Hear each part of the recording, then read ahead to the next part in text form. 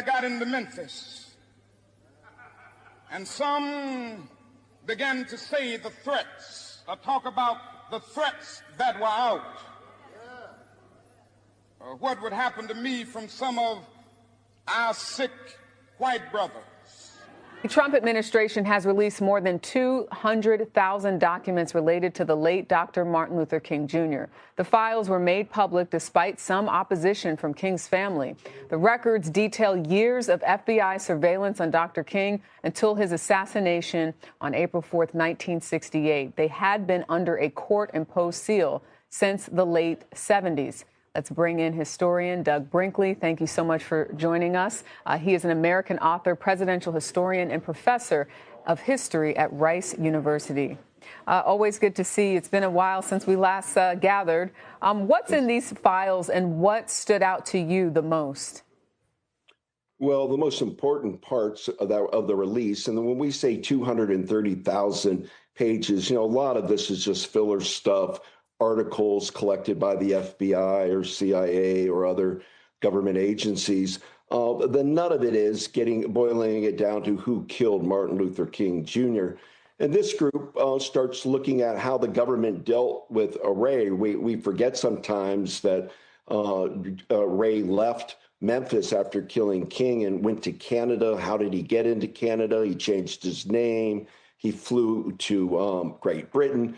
And the manhunt really is what this tranche of documents release is all about. And I find the most interesting things to be how the CIA is looking into Ray, because now it's international. He's fled the U.S. and is somewhere abroad. And then there's some James Earl Ray, a tape got released of Ray explaining things.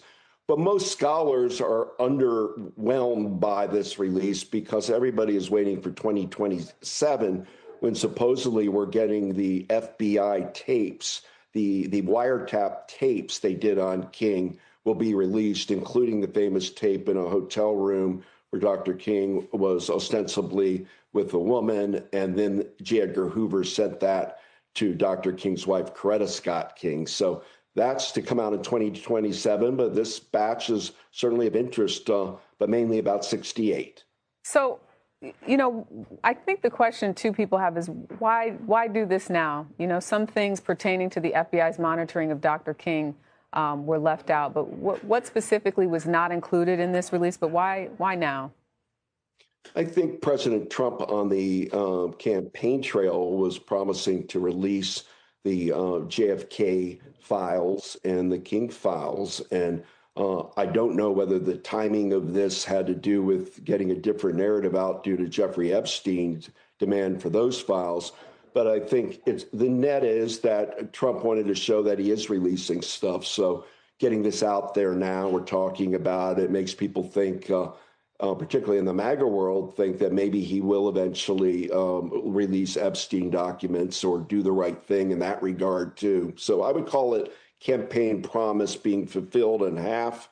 The big enchilada on Dr. King should be coming, though, in 27. So those tapes is really what you're saying people are looking to Yes. hear more from. Dr. King's family was opposed to the release of these files. Posting on Instagram, his youngest daughter, Bernice King, said, "I wonder why I have to be confronted once again with something that was very confusing and distressing for me as a 5-year-old."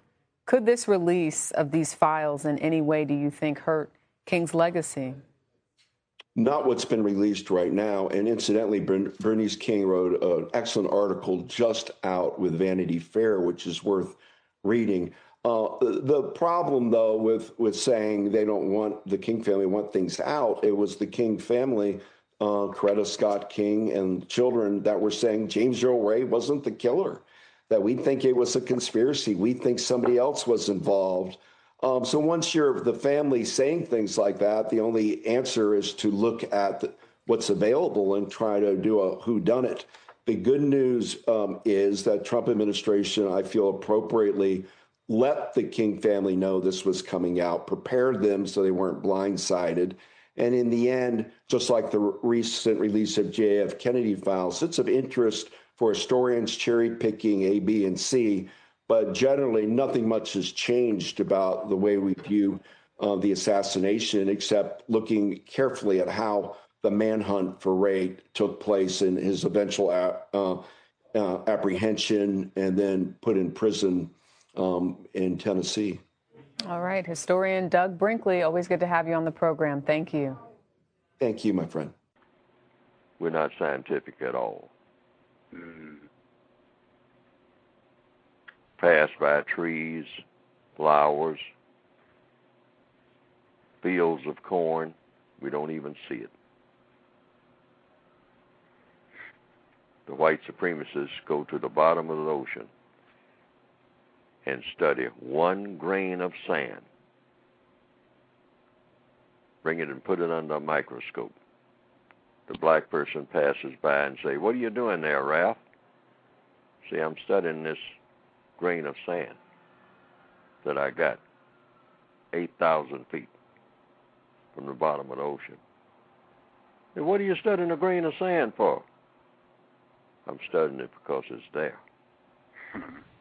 And I'm going to find out why it's there. And I'm going to find out everything about it. How it got there, what it does while it was there, what it can be used for by me.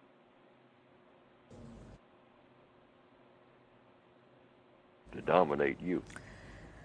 There is a 1.4 kg organ. It has 86 billion neurons or nerve cells. Each neuron is connected to 10,000 others. This creates an infinite array of connections. And it is housed in our heads. It makes us who we are, no matter what we do. Whether we eat, sleep, talk, or even breathe, we have our brain to thank for it. Yet we know so little about it. But why are we talking about this now? Why am I telling you all of this? Because today is the World Brain Day. The day is celebrated on 22nd July every year to pause and reflect, to nurture our brains and to understand them. But it's ironic, really. The human brain lacks the ability to understand itself. Despite centuries of research, our brains continue to be filled with mysteries. So tonight, we'll discuss the three big ones, the three big mysteries, starting with the mystery cells. We know that the brain has cells, but did you know that there are different types of cells and they perform different kinds of functions? It was in the 1800s that scientists first noticed this. And now we know that the human brain has a dizzying array of cells. About 170 billion cells make up one brain, 170 billion cells in one brain. But we still have no idea as to how many types of cells are there. Recent research has identified more than 3,000 types of cell in the human brain. And this is a major breakthrough, but apparently only a fraction of the speculated total. The second big mystery is our memory. Memory, of course, is our brain's ability to acquire, store, and retrieve information. As we live on, our memories tell the story of our life, but we don't fully understand them. We don't know why some memories are strong, why others fade, or why they sometimes change. We don't know what memories are made of, why we can't remember our early childhood, or how big the memory storage space is. Well, some say it's virtually limitless. But what do we know? But what we do know is this, in fact. Memories often betray us. Studies show that most people think that their memory is better than average. Most people believe that their memory is better than average. Now, this is, of course, statistically impossible. And it can be a problem, especially for spouses trying to win fights or for students who overestimate themselves before exams. And our dreams are a mystery too. For millennia, we have been obsessed with them, but we hardly understand them. Some think of dreams as just electric activity in brains. Others think of them as a way to process emotions. Many of us vividly remember most of our dreams, but some of us go through life never remembering a single one. We also don't know when or how much we dream. For decades, scientists thought that we dream only during one stage of sleep, and that is REM sleep, rapid eye movement. And that we dream for about a 1/12 of our lives. But some new researchers say that we can dream at any stage of our sleep, and that we actually spend about 1/3 of our lives dreaming. And we're just scratching the surface here. Our brains have thousands of secrets. Many questions remain unanswered, and sometimes the answers also change, which can be discouraging. Until we remember that for much of our history, we did not even know what the brain was. In the ancient world, physicians thought that the brain was made of phlegm. Ancient Greeks thought that it was a human refrigerator cooling the heart. Until the Renaissance, many thinkers claimed that our emotions, thoughts, and actions were a result of spirits, not an organ. But in the 17th century came a scientific revolution. Physicians recognized the brain as our mental world. Soon, hand-drawn maps of the organ followed. It took another century for researchers to learn about neurons, and another one after that to trace their paths. As technology progressed, we went from ink drawings to records of the brain in action, using scans, robots, and artificial intelligence. But amid the mysteries and the discoveries, one thing has remained constant. We have slowly but surely tried to organize the brain's chaos. We are far from achieving order, but also closer than ever before.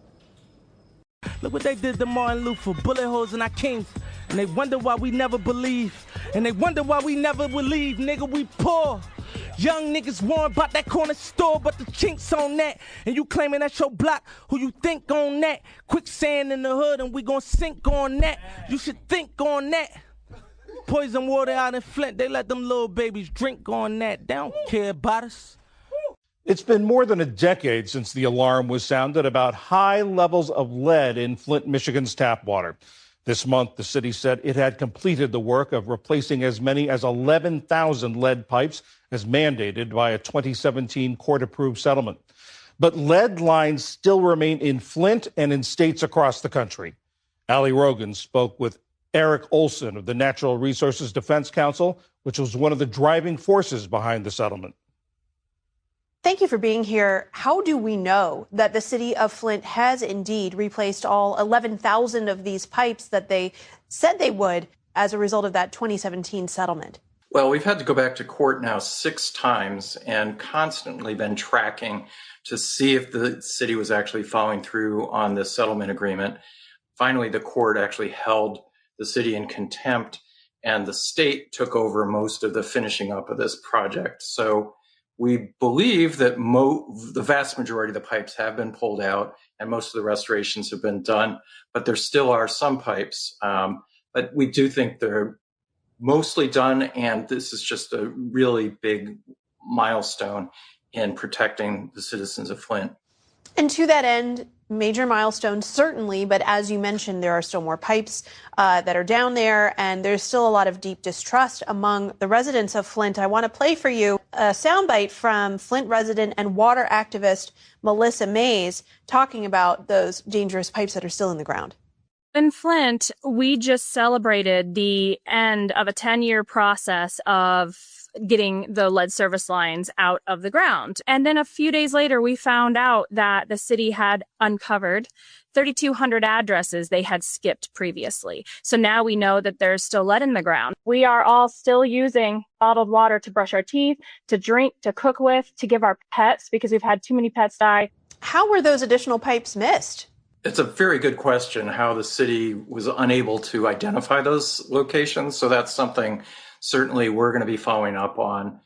Obviously, the vast majority of the pipes were replaced, but the fact that there are literally a few thousand, the addresses were overlooked somehow, gives us real concern. So we're certainly celebrating the people power that created this settlement, but obviously there's still some work to be done. It took more than a decade for this to happen, and yet in many cities, there are still lots of lead pipes carrying water to people's homes. How widespread is this problem? Yeah, unfortunately, a lot of people think that this problem was limited to Flint and maybe a few other big cities in the Northeast. But we did a survey, and now EPA has done an evaluation. It looks like there are about 9 million of these lead pipes. They're in all 50 states. They serve tens of millions of people with their water. It's basically like drinking out of a lead straw. So the last administration took the initiative and said, we're going to get rid of all these lead pipes across the country in 10 years. And we're now awaiting whether the current Trump administration is going to honor that commitment and pull out all those lead pipes in 10 years. How concerned are you that the Trump administration may not uphold this requirement that the Biden administration put in place? We're very concerned that the Trump administration may try to pull back on this commitment. It's something that they haven't yet really said anything publicly about what their plans are.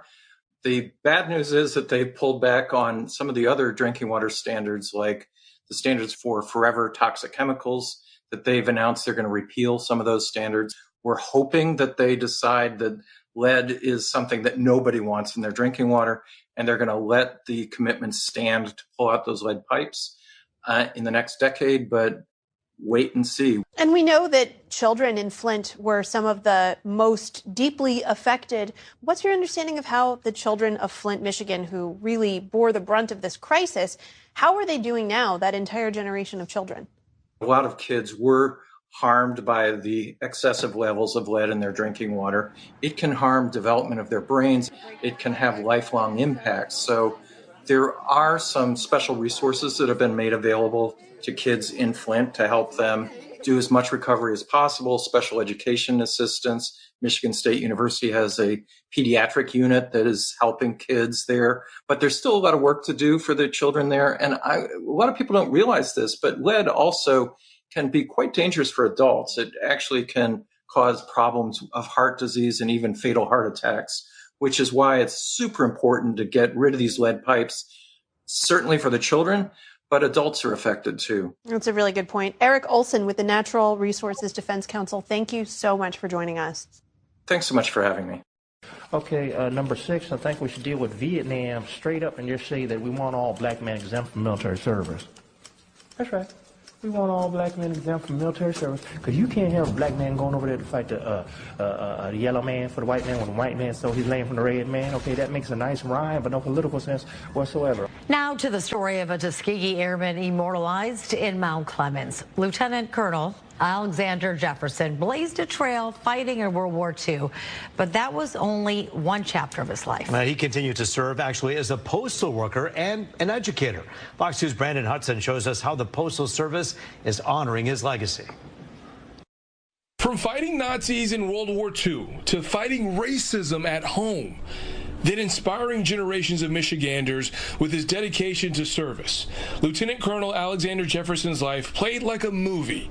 A Detroit-born Tuskegee Airman and one-time prisoner of war who later became a postal worker and educator. He was a hero in the war, but he was also a hero at home. That's what makes this Monday in July so special. A photo shoot at the Mount Clemens Post Office to memorialize the late war hero with a plaque. It's always great to have him acknowledged, or any of the other Tuskegee Airmen, because most people think of Tuskegee Airmen as only being combat pilots, and they weren't. While Jefferson was many things to many people, to Ernestine Laverne, he was a grandfather. Whenever I had something to bounce back off of him, he was always that person who had that listening ear. It's like, okay, let me pay attention to what you have and let you resolve that issue. We're also proud that he came back to Michigan to do, as we were talking about, additional combat training right here at Selfridge Air National Guard. So a true hometown hero. After the lieutenant colonel returned from the war, he served as a postal carrier and then an educator in Detroit for more than 30 years. Jefferson built a legacy. Those following his footsteps want to preserve it. I've got a grandson. He's 2.5. He's going to know about this. He's going to learn how to fly as a result of this and be very highly involved, because that's what you do. You pass it down to the next generation and bring everybody up. Lieutenant Colonel Alexander Jefferson died in June of 2022. He was 100 years old. In Mount Clemens, Brandon Hudson, Fox 2 News. Black babies cost less. In a wooded area near the Cheltenham Youth Detention Center in Prince George's County, Maryland, there's a burial site. Headstones hidden under decades of leaves and debris, a few engraved with names, dates of birth, and death, but most of the graves are marked only by scattered, unmarked cinder blocks. Those abandoned graves are believed to belong to Black children who died 150 years ago and were forgotten. Vinny Schiraldi is one of the people who rediscovered this site. He's the former secretary of Maryland's Department of Juvenile Services. He visited that site recently and joins me in studio now to talk about it. Welcome to All Things Considered. Thanks for having me on, Mona. Can you just start by telling us a bit about the history of what we now know as the Cheltenham Youth Detention Center? Sure.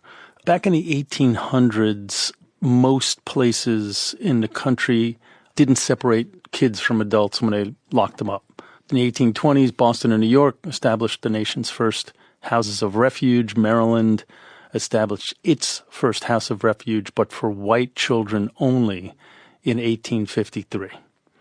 20 years later, they established the House of Reformation and Instruction for Colored Children in Cheltenham, Maryland, for black youth. Took about 400 kids out of adult prisons. The youngest was 5 years old. He could fit through the bars in the prisons.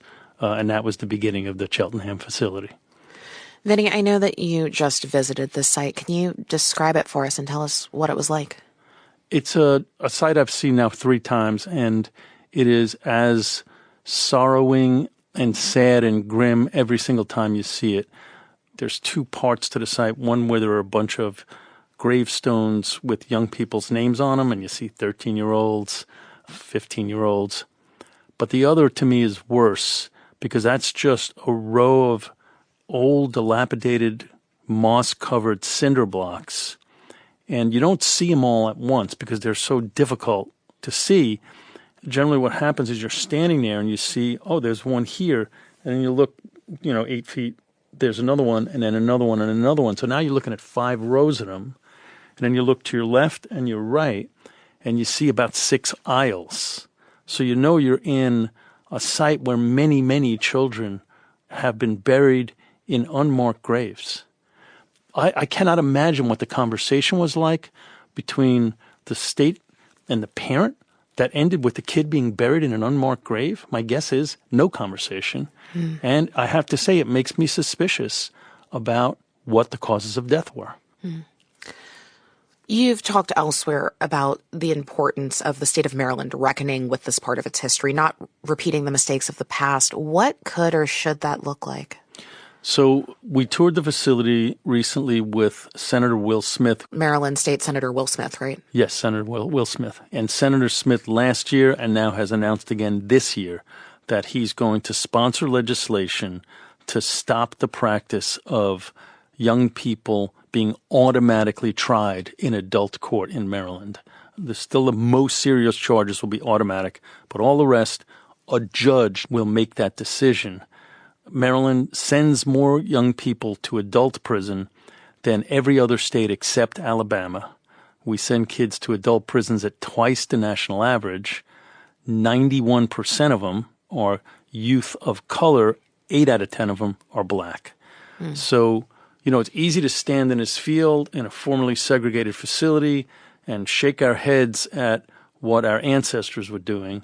But, we asked, what's history going to write about us? And so, yes, we want to mourn, we want to acknowledge, we want to heal, but we also want to act. What do you hope happens with these graves physically? I want it to be treated like a cemetery. I want us to find out the names of those young people and do more historical investigation. I want at least a stone with all those young people's names. I want to be able for people to get to those graves and mourn children, because I'm sure they have extended family in Maryland. I want us to preserve the stones because they're deteriorating and falling apart like we would do for any other cemetery. And I want us to pass this legislation so we stop throwing today's kids away. We did this before. We need to apologize for it. And I, as secretary, apologize for it. It was a terrible thing for the state and the system I ran to do this to young people. And I don't know that I will ever forget it. Vinny Schiraldi, former Secretary of Maryland's Department of Juvenile Services, thank you so much. Thank you for having me. This the city of Chicago. 3 months. Now that's how long it's been since community groups committed to violence prevention in their neighborhoods have been left scrambling. They're trying to replace the money that's been stripped away by the Department of Justice. More than $30 million. That is the collective amount that our local groups will lose after their grants were abruptly canceled.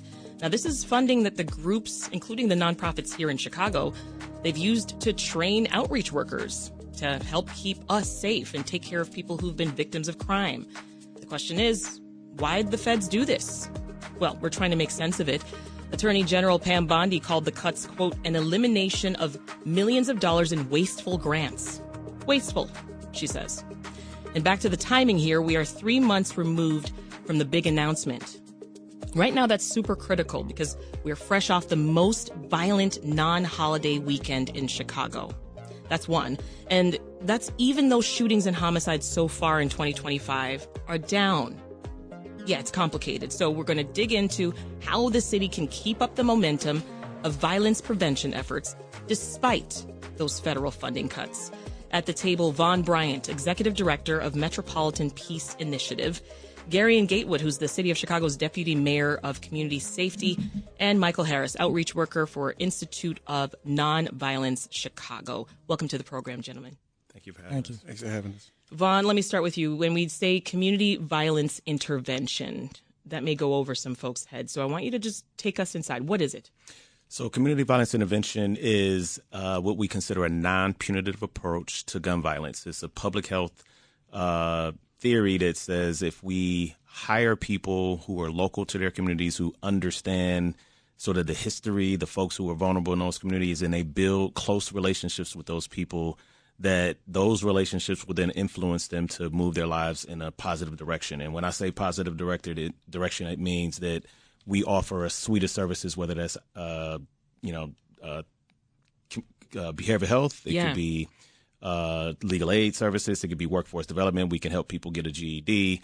We help people get licensed. We expunge records, putting people on a path to live a dignified life. And so that is what community violence intervention is. Yeah. And Deputy Mayor, when you think of community violence intervention and how that fits into just your broader mission of public safety and criminal justice, where does it sit for you? Right at the top. These have been partners who are out on the front lines alongside our Chicago Police Department, responding to issues in communities. And what I've seen over the last few years is their other duties as assigned has just continued to grow because of how effective and supportive they have been.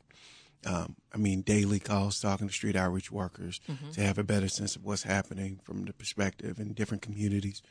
They have been remarkable partners, responding to those families in times of need, in times of crisis. And when you talk to these outreach workers, what are some of the things that you're discussing? Are you sort of deploying, figuring out where they should be, given what's happening at the current moment? What did those discussions look like? Yeah, those discussions look like a mixture of things, right? So not only do we think about how they work with our police department, but what conflicts they're seeing, what support they may need from the city, what additional resources may be necessary so we can make sure our city agencies are being supportive as well, too, right? So it's just not limited to the police department. What can we do from OEMC, the fire department, streets and sanitation, health department? How do we bring those partners together to make sure we can bring a holistic response to some of those needs that we see in those spaces? As our resident outreach worker at the table, Michael, I got to come to you next because I'm so curious what that work looks like on a day-to-day basis. So walk me through a given day working with the Institute for Nonviolence Chicago. So a given day walking through nonviolence for outreach worker, I'm not going to say it's really hard and I'm not going to say it's really easy. You got to love the work. So if you love the work, it can be easy. And a normal day for an outreach worker is calls with its participants regularly, relentless engagement, steady talking to this person over and over, because you need to be on these people so we can be able to influence and then be able to bring them in to do workforce development so they can get job readiness, so they can do resume building. And who are you referring to when you say participants? When I say participants, I speak of high-risk participants, and these are people that would be in the target areas that we are targeting that have high crime rates of shootings and violence. So those would be the participants. Those are who are high risk for shootings or high risk to be shot or live in those type of areas. Those are the participants I'm talking about. And we try to reach these brothers and try to get them to get off the streets. And we use behavioral health because mental health is wealth. Very important piece. And a lot of us that come from these areas don't understand that we have a lot of trauma. And a lot of us don't understand how to deal with trauma. So when you bring that information to them, are they resistant? Are they open to hearing you? Because sometimes there's still a hand up to conversations about mental health. And I'm talking about in our community, right? In the Black community. There's still I don't need that. Yes, and you are right. But when you can deliver it at a tone and not make it seem like you're attacking someone's character or someone's pride or whatever, you know, when they can put the pride to the side and you can really like have a genuine conversation with someone and you can be like, because I don't have to say like you need mental health, like you need therapy. I can say like you should hear out somebody on my team. I got a person on my team, she'll love to talk to you or he'll love to talk to you and explain some things to you that I probably can't explain to you in a way. Yeah. And then they're open to that. And then they get open to that and now you speaking to them and now you're like, I actually do want to do that. I do need someone I could talk to because sometimes I don't have someone to talk to. You're nodding, Vaughn. What comes to mind when you hear Michael explain that piece? Just that I think over the 8 years that we've been doing this work, we've built, you know, a comprehensive system that wraps everything an individual needs around them to, you know, put them on a positive path. And that, you know, part of my job is giving people like Michael the tools and resources to do his job and make his job easier. And so I think where Garion and I sit, you know, we are proud of the work that Michael is doing because, you know, we're kind of more at the macro level of trying to orchestrate and put people in position. And we need, you know, the players on the ground to, you know, go make a touchdown. Boots on the ground. Absolutely. Yeah. And that's the thing, Michael, and why I'm leaning on you right in this moment, because I know that critics are casting doubt on whether this works, whether this is effective. So how would you say that your approach helps reduce shootings, which at the end of the day is what we're trying to do here? I believe our approach helps reduce shootings because we respond to scenes as well as if we're police officers, but we're not. We don't have vests. We don't have guns. All we have is our credibility that we of living in these neighborhoods, right? Yeah, so you're immediately less threatening. Right. So, and people are more spawned to talk to us. And it's easier for us to mediate a conflict between us than it is for them to go and mediate a conflict between themselves. You know what I'm saying? We can bring them to spaces where they can mediate and squash the situation and basically leave the situation alone. And that right there stops and saves a life. That right there can, you know what I'm saying, that person knowing he have an outreach worker can call an outreach worker and ask if, you know, could you speak to someone that know these brothers because we don't want to continue this.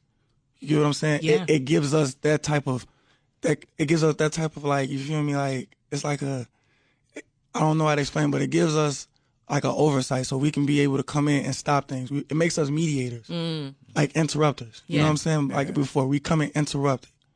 If we can stop it before, we can. And if we come at the aftermath, then we're able to stop it after the aftermath. We're able to go in and mediate the situation. Kind of coming in at the perfect time, whether it's before or after. Yeah, it's a really incredible partnership. I'll give an example. The Chief of Patrol, John Hine, one of the best folks I've had the opportunity to work with, has been working with CVI for over 10 years, back when he was the commander in the 15th District.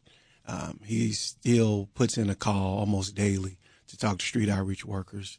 So that's almost always his first line. All right. Can we have some street outreach support here?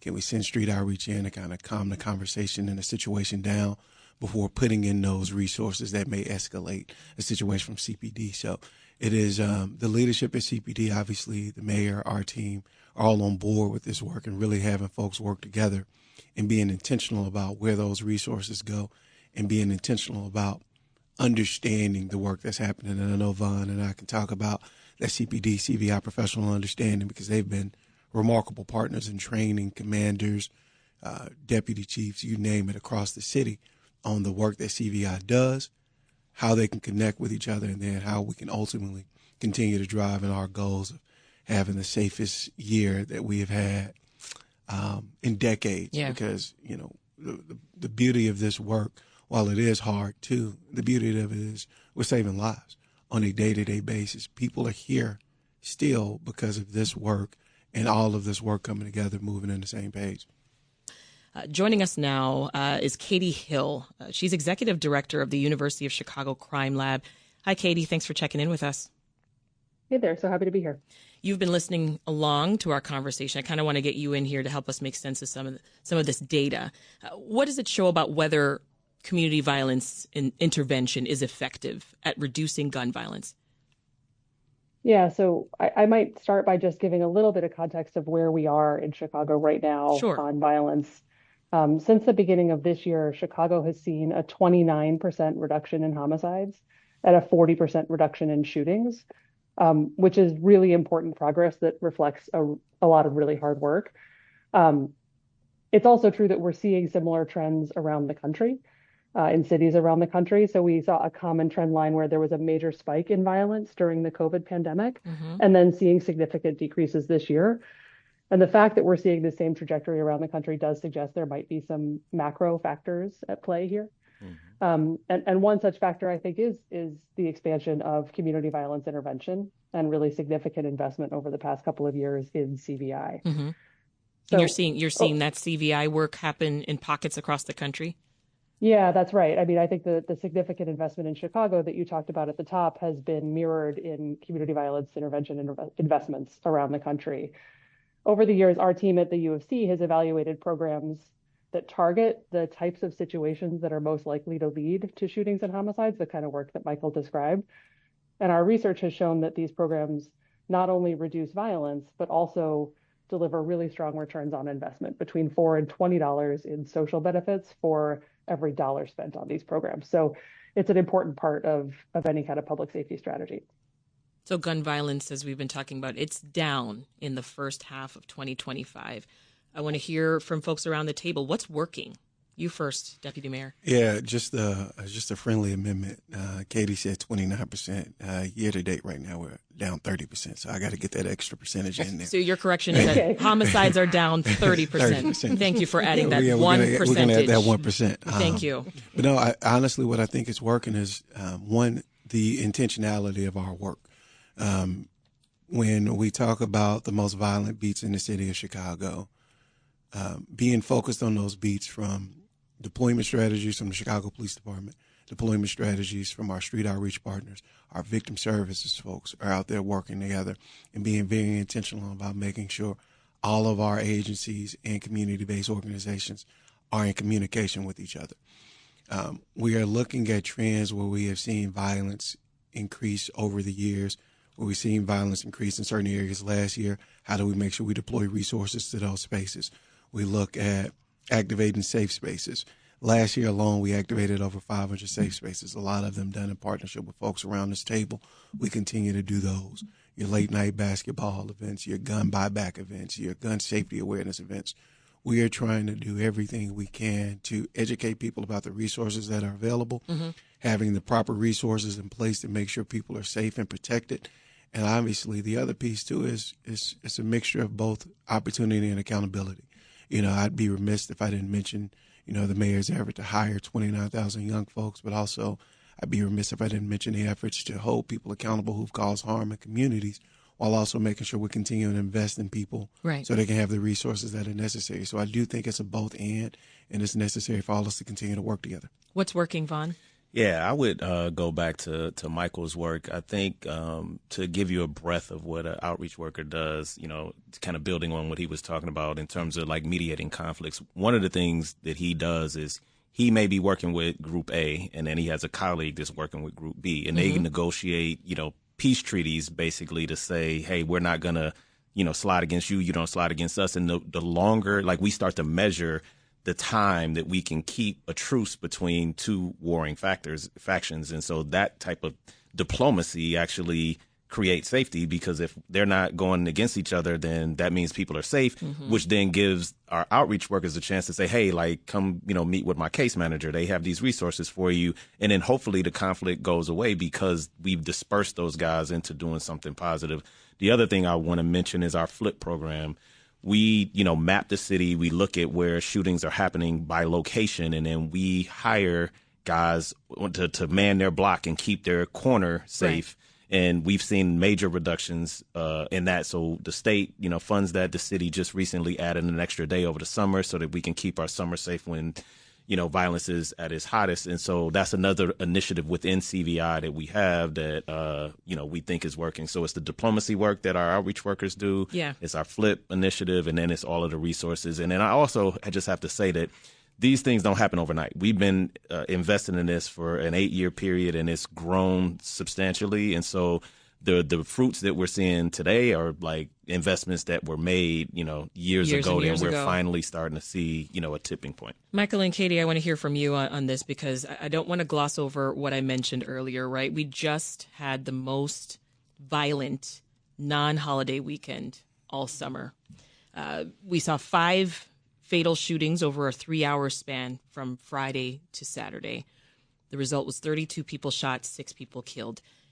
Groups like yours, Michael, you have been making a lot of progress, to Vaughn's point, in recent years. But how do you feel when you hear headlines like what I just told you?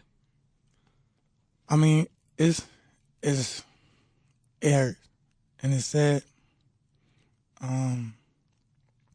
Why does it hurt? Does it feel like you're going backwards? It doesn't. I mean, look, I don't want to say it doesn't feel like I'm going backwards, but it hurts when people die. Because growing up in the neighborhood, you get desensitized to death, right? So for me, it always hurts. Even if it's only one person, it hurts. Mm-hmm. I don't feel like it's going backwards, because it's always going to be something violent going on, right?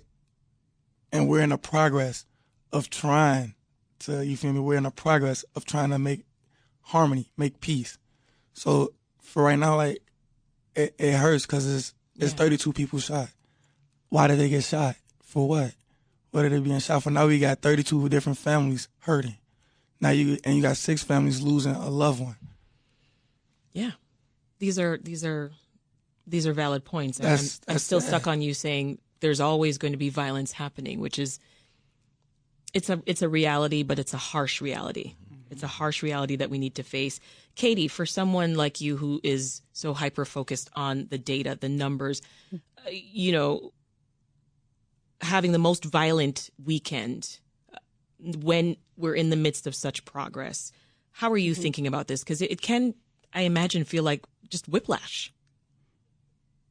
Yeah, for sure. I mean, I think it does reinforce the need to use data and evidence to inform our strategy, and specifically to target our efforts where and when violence is most likely to occur. What we've learned from over a decade of research, and I expect this aligns with Michael's experience and Vaughn's experience, the folks doing the hard work, is most gun violence is caused by spur of the moment, kind of impulsive arguments that go sideways. And we could look at the data and we can see there's some predictability in how that's going to happen. We know gun violence peaks over the summer and that it's incredibly concentrated in place and time. So, about 25% of city blocks accounted for 93% of summer shootings. And more than half of these shootings happened late at night between 8 p.m. and 3 a.m. And I think that's what you saw this past weekend. So particularly in times when resources are more constrained and we can't be everywhere at once, Michael can't be on every block at once, using the data to help deploy those resources to the places where we know there's the greatest risk, I think can really have a significant impact. And we can really prevent a significant share of summer violence if we're acting strategically. Katie Hill's Executive Director of the University of Chicago Crime Lab. Thank you for checking in, Katie. Thanks so much for having me. So the reason we're having this conversation, I mentioned up top that today marks 3 months since folks like Michael, local violence prevention groups, they learned that the Department of Justice was taking away some grant funding money. I know, Vaughn, like your group, you used some of those grants to bring in more organizations, right, to help you do the work. I want to hear from you the impact of these major cuts. And then, Deputy Mayor, if you can talk about how that affects us trying to get to the root of what we're talking about here. Vaughn? Yeah, so one of the grants was, what we consider a capacity building grant, and that we use that to incubate local organizations that, are smaller and they're trying to sort of gain momentum in terms of being able to, deal with public money and sort of set them on a trajectory of sustainability. And so the more we can have the right number of organizations within our hardest hit communities, the better off we are. So we had some momentum going with that. And so to have that to be disrupted, is, sort of a shock to the system. And it does hurt us. We had already submitted an RFP for approval to the federal government to approve it so that we could actually put out a new one so that we could start to work with more organizations. And so that was disrupted. And then even the money that we had for the existing organizations we were working with was cut as well. Yeah, and so they had to make layoffs. You talked earlier about how long this all takes, right? How, you're just kind of seeing the fruits of your investments from like 8 years ago. Yeah, exactly. And so not only that, but we also had a grant to support our Metropolitan Peace Academy, which Michael is actually a recent alum. And so with that grant, we train all of the outreach workers, all of the case managers, all of the victim advocates that are out on the street doing the hard work every day. We actually, in our Peace Academy, that's when, Deputy Mayor talked about our cross-training with the police. Right. We do a cross-training with hospitals. We were offering financial literacy to our outreach workers and wellness classes and really trying to build up a workforce that, is critical to, our public safety. And so, when that kind of funding is cut, it just hurts the foundation of the civilian infrastructure that we're building. So when we first got the letter saying that the funding was cut, our first reaction was, we need to write a letter to them saying, hey, come see what we're doing. Right. Investigate what we're doing. Is that the feeling that they don't understand? They don't, right. Because to say that it's not consistent with, their strategy of how to reduce violence while we're seeing it drop at the same time. And if, in my mind, it doesn't align with their priorities. Yeah. But even conservatives seem like they would want you to empower local people to take care of their own community. Yeah. Well, that's what we're doing. Across the sea, I suppose they're free. I suppose they're free outside of this place known as Chicago. Known as Chicago. Known as Chicago. Known as Chicago. Chicago. What you doing to me, Chicago? Running it at me, Chicago. Running at me. What you gonna do in Chicago? What you gonna do in Chicago? Now what you gonna do in Chicago? Where you gonna be in Chicago? Set me free, Chicago. For Chicago, for example, yesterday we had the extreme heat watch. It's been downgraded because we thought it would be 95, feeling like 106. And now we see 94, feeling like 103. You're splitting hairs there. Whether it's feeling like 103 or 106, it's just plain hot. A good chunk of the country dealing with heat like that. Guys, it's all yours. All right, Lonnie, thanks for the heads up. And that heads up that Lonnie gave us is also referring to the dangerous heat in Chicago. Usher Qureshi is there and tells us it's hard to find relief in the Windy City. Chicago is sweltering under a heat dome with temperatures that can feel like 110 degrees or higher. Reminding locals of Chicago's deadliest weather disaster 30 years ago this month, when the city experienced 100-degree-plus temperatures for 5 straight days. Chicago's deadly heat wave has been described as a disaster of unprecedented proportions. 739 people died then, most of them elderly, poor, and living alone without air conditioning. Within weeks of the tragedy, the city opened its Office of Emergency Management and developed a comprehensive heat emergency strategy. Focused on the most vulnerable populations, Chicago opened cooling centers, encouraged well-being checks, and for the first time, put local, state, and federal agencies in the same room. Everything and anything we could ever need comes in and out of this room. Kayla LaRiviere manages the city's emergency heat response. Are there specific changes in terms of the alert system or the threshold for when you activate? The National Weather Service as a whole really looked at that particular disaster, and as their lesson learned, they updated their thresholds. And we now activate at a certain level that's lower than what it once was in 1995. It may seem like it's not that big of a deal that it's going to be 96. Well, when we look at the heat index, meaning we're combining it with humidity, it's going to be a lot hotter. The city has opened its 280 cooling centers for residents citywide. Now, the CDC says when temperatures rise above 90 degrees, indoor fans become less effective and can actually raise body temperatures. That's why those cooling centers are so important, especially if you don't have air conditioning. Hitler had the supreme fascist state. And what was he worried about in Europe and in Germany? He was worried about white genetic annihilation. What is everybody in Europe worried about now? White genetic annihilation. All these people from Syria coming up in here. And moving on, let's shift our attention to the growing anti-immigration sentiment in Europe. In the latest, anti-immigration protests broke out in the UK last week after an Ethiopian asylum seeker was accused of sexual assault. On Sunday, protesters gathered around a hotel housing asylum seekers in a town on the outskirts of London for the second time in 4 days. They chanted slogans like "Save our kids" and "Send them home." Some were even seen waving British flags. Bottles and smoke flares were thrown and hurled at police vans blocking the entrance of the hotel. At least 6 people were then arrested. Now, these protests come amid growing public anger over the rising number of asylum seekers who are being housed at government expense in hotels.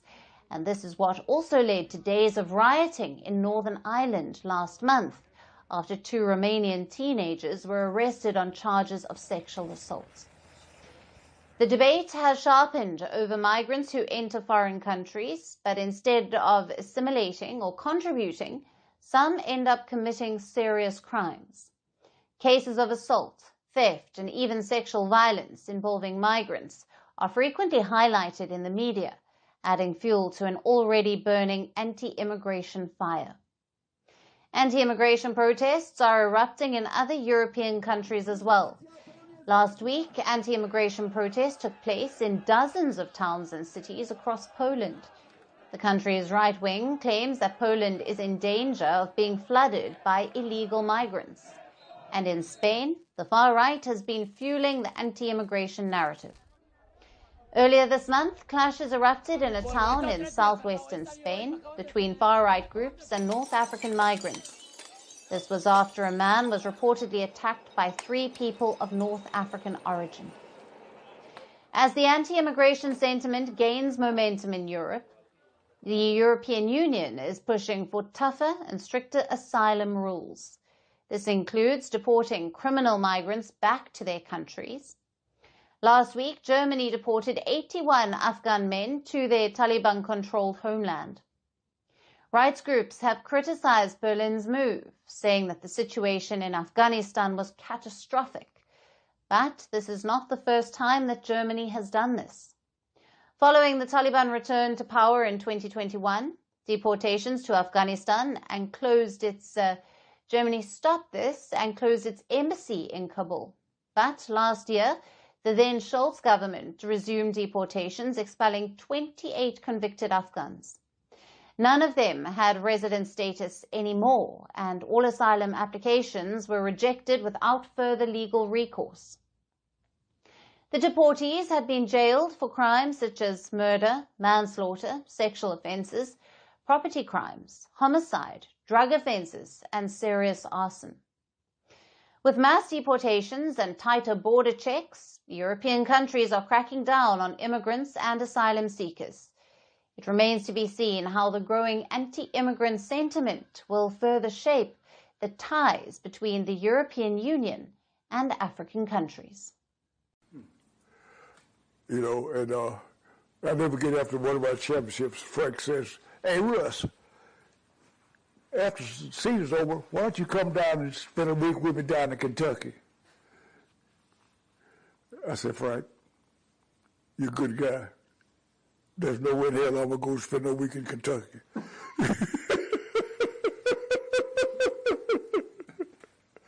To the United States now, and the shocking case of a young black woman who was shot dead by police officers as she was in her own home. It became a symbol of the Black Lives Matter movement 5 years ago. Brianna Taylor, a medical worker, was repeatedly shot at by officers who broke down her door in Kentucky at night when she was in bed. Now, one of the officers involved, former policeman Brett Hankinson, has been sentenced to 33 months in prison. The officers that entered Brianna Taylor's home used what is known as a no-knock raid. They wrongly believed her boyfriend, Kenneth Walker, was storing drugs in the building. He survived the raid and made this emergency call. 911, Operator Harris, where is your emergency? I don't know what happened. Somebody kicked in the door inside my girlfriend. Bring it. You said 26, where was she shot at? I don't know. She's on the grill right now. I don't know. The sentencing comes days after the Trump administration, to the outrage of Brianna Taylor's family, asked the judge to give the former police officer a one-day sentence. Ben Crump is a prominent civil rights attorney who's represented the family. The prosecutor from the Trump administration Department of Justice came down and tried to advocate for the police officer who had been convicted by the jury. I mean, as Brianna Taylor's mother said, it was as if there were two lawyers in the courtroom fighting for the police officer not to go to prison. Yeah, it was just very disturbing, not only to me and my clients, the family of Brianna Taylor, but even the judge expressed frustration at the prosecutor's position, the fact that they were trying to suggest that there was really no crime committed. But the judge told the prosecutor, no, there was a crime committed. The jury convicted him of a crime. Our North America correspondent David Willis has been following the case. Brett Hankinson is the first and so far the only police officer to have been charged and convicted in connection with Brianna Taylor's death. He was found guilty by a jury last November, but only a few days later, Donald Trump was elected to a second term in the White House, and the approach of the Trump administration to matters relating to police brutality has been starkly different to that of Mr. Trump's predecessor, Joe Biden. And in this case, the Trump Justice Department recommended that Mr. Hankinson serve only 1 day in prison because they maintained that the 10 shots that he fired into Brianna Taylor's residence, none actually struck Brianna Taylor. Well, that was met with some consternation, if I can put it that way, on the part of Brianna Taylor's family. And the judge today shared that consternation, throwing out that sentencing recommendation from the Trump administration and the U.S. Justice Department and sentencing Brett Hankinson to 2 years and 9 months in prison. Now, afterwards, Brianna Taylor's family and friends expressed relief at that sentence, but went on to make the comment that in their view it doesn't go far enough. I mentioned that Brett Hankinson is the only person to have been charged in connection with the death of Brianna Taylor, a death which, of course, gave rise, at least in part, to the 2020 Black Lives Matter protests that took place in cities and towns both across this country and around the world. Well, 3 other former officers of the Louisville, Kentucky police force have been charged with falsifying records in connection with that case, but none of them has yet to stand trial. David Willis. Let me say something that gets to the very crux of the matter, and this may be offensive for some to hear who are not on the side that we're on. White people, we have been the problem for 400 years. Say that again. Let me say it one more time for those of you who didn't hear me. White people, we have been the problem for 400 years.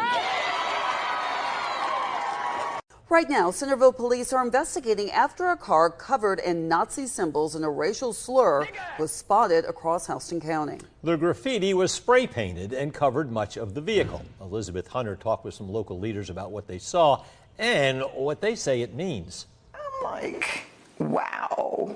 How bold. It was very disappointing to me.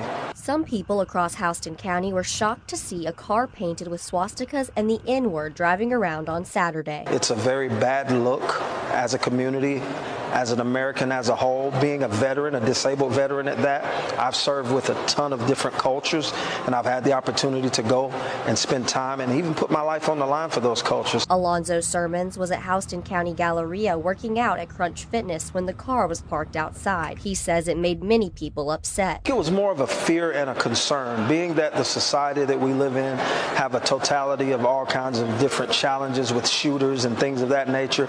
They just didn't know what to expect. Ruth Bertha Jackson saw a post about it on social media and couldn't believe it. I really was appalled at the fact that you could have enough courage to do this. What more would you have enough courage to do? Jonathan Johnson is the president of the Houston County NAACP. He says this is just another reason why their work is still necessary in the community. And we've been fighting these issues ever since 1909. So you only cause harm to yourself. But we, the community, are going to still stick together, and we're going to still move forward together. Centerville police had the car towed away due to expired tags and a suspended registration. Sermon says the department did what they could in that situation. Understanding the First Amendment and understanding people's unfortunate opinions from my perspective, it is what it is. In Centerville, Elizabeth Hunter, 13 WMAZ News. Centerville Police Chief Cedric Duncan said it appears to be an isolated incident. He also said the Houston County District Attorney is reviewing the case.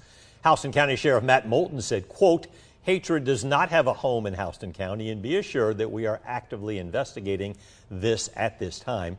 As of now, no charges have been brought in connection with the racial slur or the swastika. Police are asking anyone with information about the car to give them a call at 478-953-4222. Police say they're looking into what happened, but deny any kind of racial profiling. Don't forget your nigger knocker. Where someone is just devoutly, openly, and violently racist, it's scary and it's terrifying. The jail has to move fast.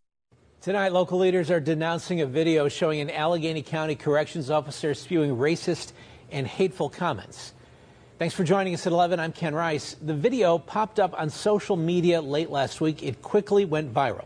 KDK's Jennifer Barrasso has been looking into the repercussions that guard is facing and speaking with leaders about their concerns. Ken, local leaders tell me they are disgusted by this video. They feel that the jail corrections officer, Brian Davis, should be fired, and he should never be able to walk through the doors behind me ever again. An Allegheny County jail corrections officer suspended after this incendiary video surfaced on social media. You can see Brian Davis waving a baseball bat wrapped in barbed wire that says N-word beater. No.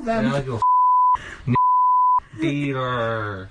The video was not recorded at the jail. It's unclear who shot it or when it was shot, or if Davis was employed as a corrections officer at the time. Allegheny County Council member Bethany Hallam confirmed he has worked for the jail for 5 years and currently works in intake. She says she reached out to Warden Trevor Wingard Sunday. To know that this person was responsible for keeping them safe in that facility and he had these horrible, disgusting views, it's disappointing to me. I'm happy that it got out there, that we now know how he's been thinking this whole time. Warden Wingard, who was appointed in January, is on vacation. A jail spokesperson released this statement saying they are investigating. The ACJ administration from Warden Wingard down expects professionalism from all jail employees. The jail does not tolerate racist or abusive language or behavior. Tanisha Long is a community organizer with the Abolitionist Law Center, a Pittsburgh group that advocates for incarcerated people. She says the guard should be fired. He needs to go. I think he needs to do some soul searching and figure out what it is about black people that he does not like. But I also think we need to talk to every single person in that jail who has had an encounter with him, where someone is just devoutly, openly, and violently racist. It's scary and it's terrifying. The jail has to move fast. Brian Engler, the president of the jail's corrections officer union, pointed to the jail's ethics code, saying this is a troubling, straightforward charge that violates the county policy we must all abide by. My understanding is he's currently suspended pending an HR investigation. We hold an obligation of fair representation to members, despite the severity of charges, until the HR investigation wraps up.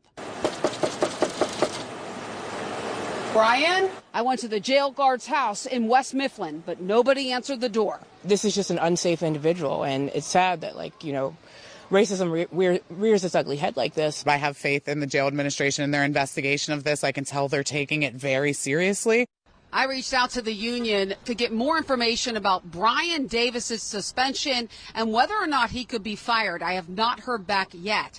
Councilwoman Bethany Hallam telling me that all jail employees are required to sign a code of ethics, and there is a zero tolerance policy for violations. Reporting outside the Allegheny County Jail, Jennifer Barrasso, KDK TV News. I watched a white riot in Portland, Oregon on television the other night.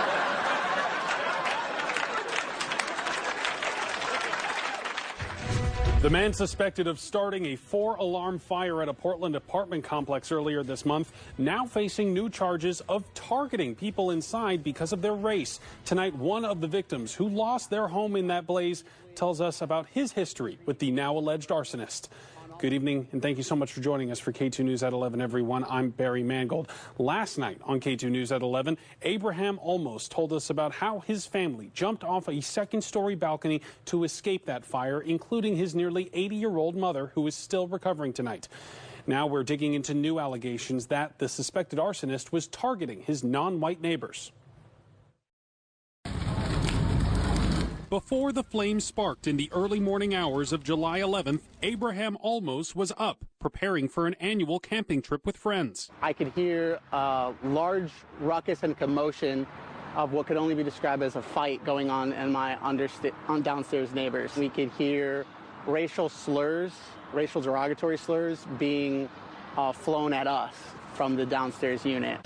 The person living in that unit, Sean Schwartz, who is now accused of starting that 4-alarm fire that ultimately destroyed multiple apartments in the building. Abraham managed to escape by jumping from the second floor with his brother, girlfriend, and nearly 80-year-old mother. I have second-degree deep tissue burns on all my fingertips, my bottoms of my wrists. While firefighters rescued other residents, Olsom says he helped police take Schwartz into custody. I noticed our downstairs neighbor, who I believe started this,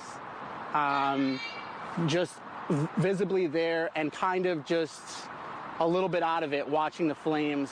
And so I approached him, I detained him, and then I got law enforcement involved. After the fire was out, investigators spoke to neighbors who also reported hearing Schwartz yelling and shouting racial slurs just minutes before the building was fully engulfed. A new indictment filed Monday shows that prosecutors allege Schwartz targeted Abraham and his family for their race. Olmos told us they have a history. We've had encounters with him where he would be menacing us.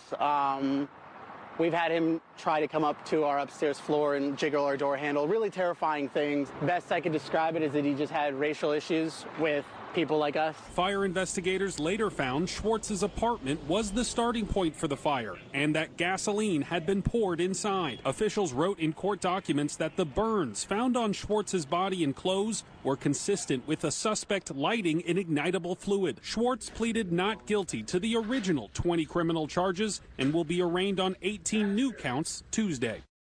We'll be sure to continue following that prosecution in the arson case. In the meantime, you can watch Abraham Olmos walk us through his family's harrowing escape from that apartment fire. That story right now on the K2 News YouTube channel.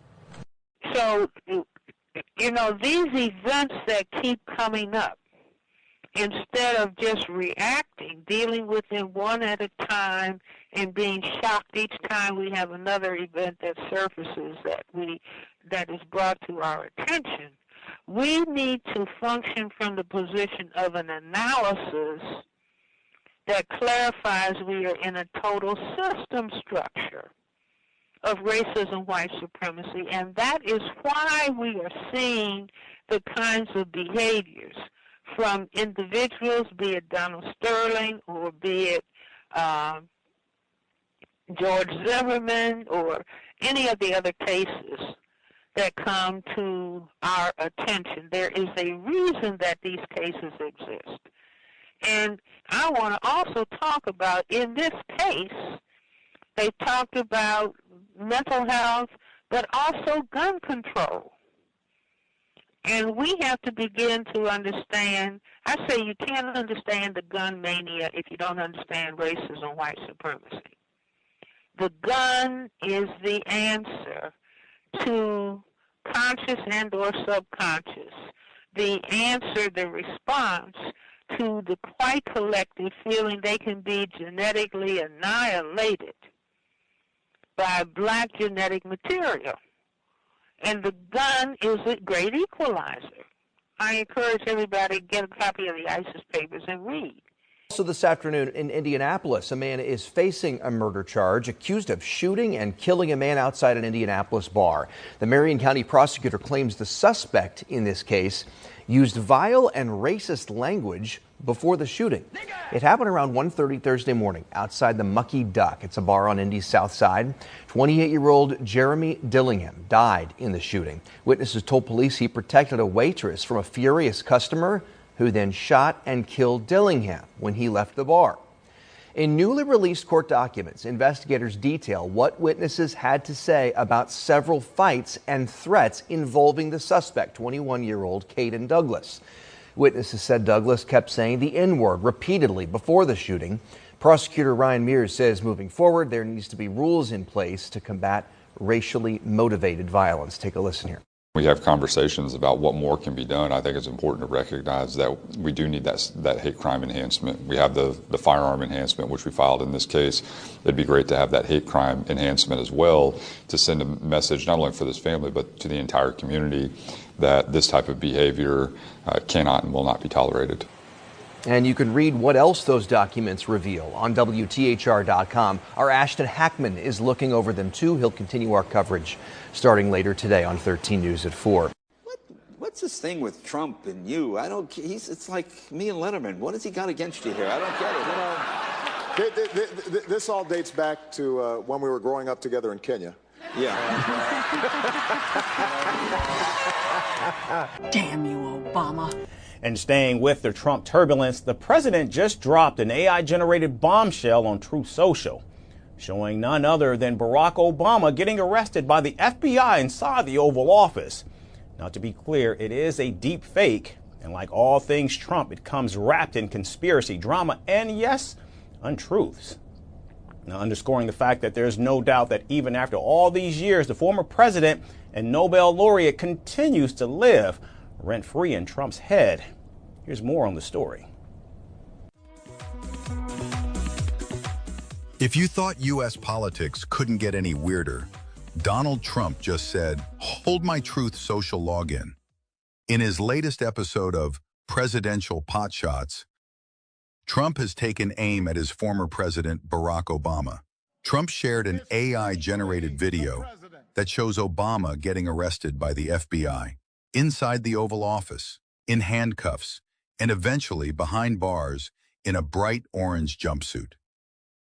Posted on Trump's preferred playground, Truth Social, the deepfake drama is complete with a montage of Democratic leaders chanting their favorite legal mantra, "No one is above the law." Ironically, it opened with Obama himself saying, and I quote, "Especially the president is above the law," end quote. Especially the president is above the law. A message Trump clearly took to heart by flipping it into a bizarre fantasy sequence when he watches his predecessor get perp-walked in the same room he once occupied. And in case the irony wasn't thick enough, Trump is seen smiling like a child in the background. The cherry on top? A random intermission featuring a clown version of Pepe the Frog. Because does the meme circus ever shut? The AI-fueled political roast comes hot on the heels of some very serious allegations hurled by U.S. Director of National Intelligence, Tulsi Gabbard. She's claiming that Obama and his National Security Squad tried to manufacture intelligence reports back in 2016 to make it look like Russia handed Trump the presidency on a silver platter. Gabbard also wants Obama and his top brass prosecuted for what she's calling a treasonous conspiracy. And yes, while all this digital drama unfolds, let's not forget that just a few months ago, Trump and Obama were seen sharing a surprisingly friendly moment at former President Jimmy Carter's funeral. Social media loved it. Trump had even joked, saying that the two leaders probably like each other. Fast forward to now, one of them is locking the other up in deepfake land. Of course, the video carries no disclaimer, no satire label, and no chill. So what's next? Hillary in stripes? Biden in CGI cuffs? One thing's for sure. In the world of Trump versus Obama, reality is negotiable, but the drama is always very real. it seems like we really don't understand when we come in contact with enforcement officials what white supremacy means, that you are in a vulnerable position as it relates to white people. You have a lot less power than the white army anywhere in the world, anywhere in the known universe. And we seem to demonstrate that in a real pitiful manner when we come in contact with enforcement officials. Could you share your view on that? Yes, and it's codified too, exactly how you should act at all times without exception, and that is comply, both by word and deed. Do what you're told. Get out of the car. I don't care what kind of names I call you and all like that. If you're told to get out of the car, get out of the car. If you're told to put your hands in there, put your hands in there. If you're told to halt, halt. I mean, these demonstrations after you have been killed make no sense at all. Can you call your supervisor? Can you call your supervisor? All right, go for it. For the first time since this video of a Florida traffic stop turned violent captured the nation's attention, the man at the center of it talking publicly about that day.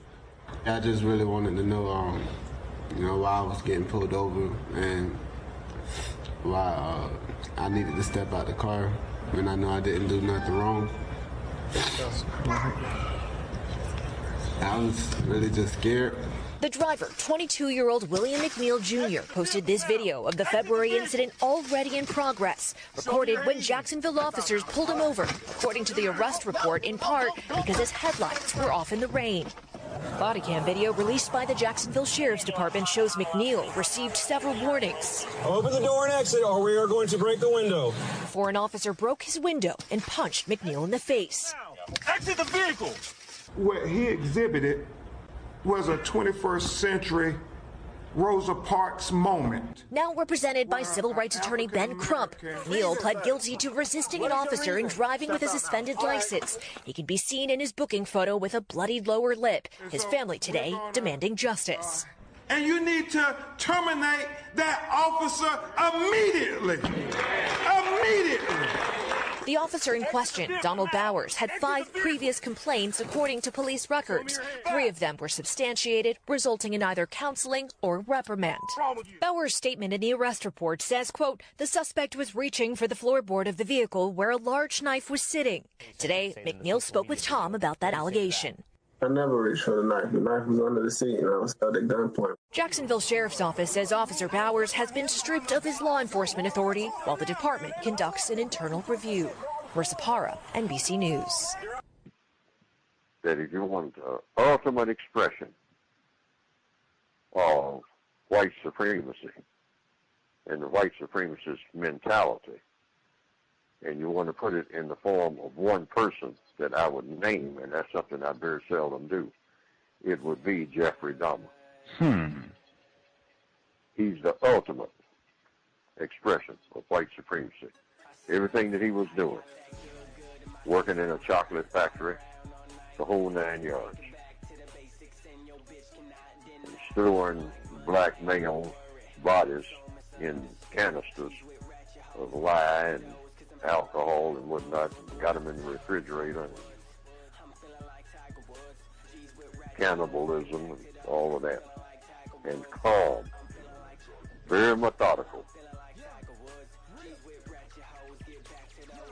Even when questioned by the law enforcement officers, very calm. Hannibal Lecter. Frozen femurs in the freezer.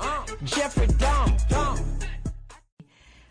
Lawmakers here at the Capitol Friday pushing for a task force focusing in on missing and murdered African-American women and girls. It's their 3rd time trying, but this time with some new backing. She had her whole life ahead of her. Sheena Scarbrough sharing the story of her daughter, Sade Robinson, in Madison. Republican, Democrat, religion, it doesn't matter. These are our babies. Robinson was just 19 years old, about to graduate college when she went missing in Milwaukee after a first date. The 19-year-old woman disappeared on Monday. Maxwell Anderson was convicted of murdering and dismembering her. You know, there weren't many other supports during this time. I didn't really have anyone to guide me through how to even understand what I'm going through. Now she hopes a task force launched by Madison Rep. Sheila Stubbs can change that. How many more victims? A Columbia University study says in 2020, Black women were 20 times more likely to be murdered in Wisconsin than white women. Stubbs' 17-member task force, made up of law enforcement, nonprofits, and crime victims themselves. The group would collect data and investigate why Black women are at higher risk. Last session, the Assembly passed a bill on the task force, but it never got a hearing in the Senate. Can you tell these families why their loved one was not important enough to at least get a hearing? It is not fair to these victims and their families that they have to continue to wait. Waiting, Scarbrough says, victims can't afford to do. There's no ifs, ands, or buts. Like, the task force are definitely needed. The bill now waits to get a committee hearing in each chamber. Reporting at the Capitol, Emily Popal, WISN 12 News. But what happened last week when they took a shot at my hero and they tried to kill the next president of the United States? Enough was enough. And I said, let Trumpomania run wild, brother. Let Trumpomania rule again. Let Trumpomania make America great again.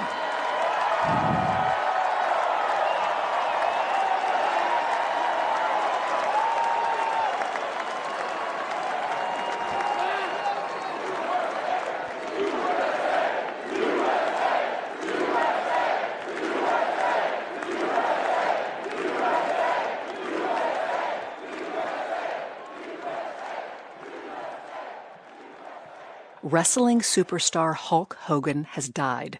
The police and fire departments in Clearwater, Florida, said they responded yesterday to a medical call for a cardiac arrest, and Hogan was pronounced dead at a local hospital. He was 71 years old. Hogan had a long career in the sport, and he became the face of pro wrestling as it enjoyed a boom in the 1980s. More recently, he was known as a political figure. At the Republican National Convention in 2024, he ripped off his shirt and said this: Let Trumpomania make America great again. NPR's Andrew Limbong has more on the legacy of Hulkamania. At that RNC speech, after the rousing and the cheering, Hulk Hogan does something interesting. He drops the character. I didn't come here as Hulk Hogan, but I just had to give you a little taste. In wrestling terms, he breaks kayfabe. You know, my name is Terry Bollea. And as an entertainer, I tried to stay out of politics. It's a way of saying this is earnest. There is no ironic distance here. I can no longer stay silent.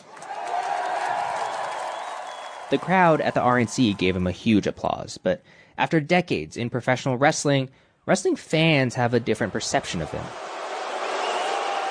When he showed up to WWE Raw earlier this year, the crowd booed him, gave him a thumbs down, and he couldn't get them back. Not when he tried to sell his beer brand, not when he name-checked Macho Man Randy Savage and Andre the Giant, and not when he did the ripping of his shirt bit again to promote the WWE's partnership with Netflix. So what you gonna do when the WWE and Netflix runs wild on you, maniacs? It wasn't always like this. There was a time when Hulk Hogan was the hero of professional wrestling. Take WrestleMania 1. It's 1985, and the crowd at Madison Square Garden is on fire, and they get even more amped once Hulk Hogan's theme music, Real American by Rick Derringer, kicks in. This could be none other than you-know-who, World Wrestling Federation champion. There he is, the Incredible Hulk Hogan with Batman himself, Mr. T. Hulk Hogan enters the ring with Mr. T, his partner for the match. They, of course, win, and Hogan strikes a pose. The music kicks back on. Truly magnificent individual, the greatest representation in the world of professional wrestling, Hulk Hogan. Hulk Hogan, or Terry Bollea, started professional wrestling in 1977. But it wasn't until he signed with what was then known as the World Wrestling Federation, now the WWE, that he became one of the most recognizable faces of the sport. And the character of Hulk Hogan was an archetypal good guy.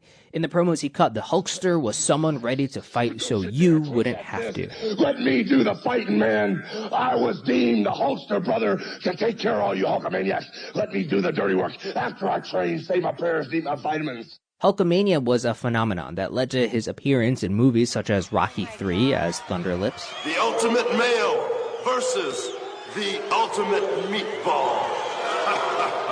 2 years later, starting in 2005, his own reality TV show, Hogan Knows Best, where he was portrayed as a doting, if overprotective father, particularly when it came to his daughter, Brooke. Don't you think these panty liners would be better than the pearls?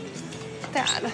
They're unscented, too. No, Dad, you're embarrassing me. Come on, let's go. A less wholesome side of him soon emerged, though. In 2012, the website Gawker published a portion of a sex tape of Hogan. Hogan, with funding from billionaire Peter Thiel, sued the media company, and a jury awarded him $140 million. Gawker ultimately settled with him for $31 million and was forced to file for bankruptcy. Now, during that legal case, there was another leak where Hogan was caught using the N-word on tape while talking about his daughter being in a relationship with a black man. He apologized in an interview with ABC News in 2015. I'm not a racist. I never should have said what I said. It was wrong. I'm embarrassed by it. But a lot of people need to realize that you inherit things from your environment. It's hard to parse out what, exactly, led to the boos at WWE Raw this year. Certainly, wrestling legends like Kurt Angle and Ric Flair have sung his praises since he died, but he leaves behind a mixed legacy. He was, as his theme music says, a real American.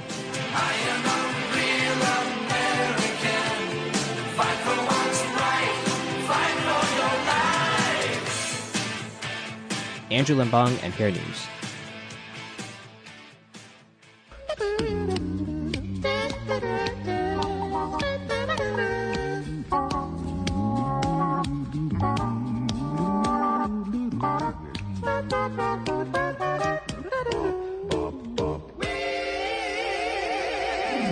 This morning, fans and co-stars are mourning the shocking death of Malcolm-Jamal Warner, the actor best known as Theo Huxtable on The Cosby Show.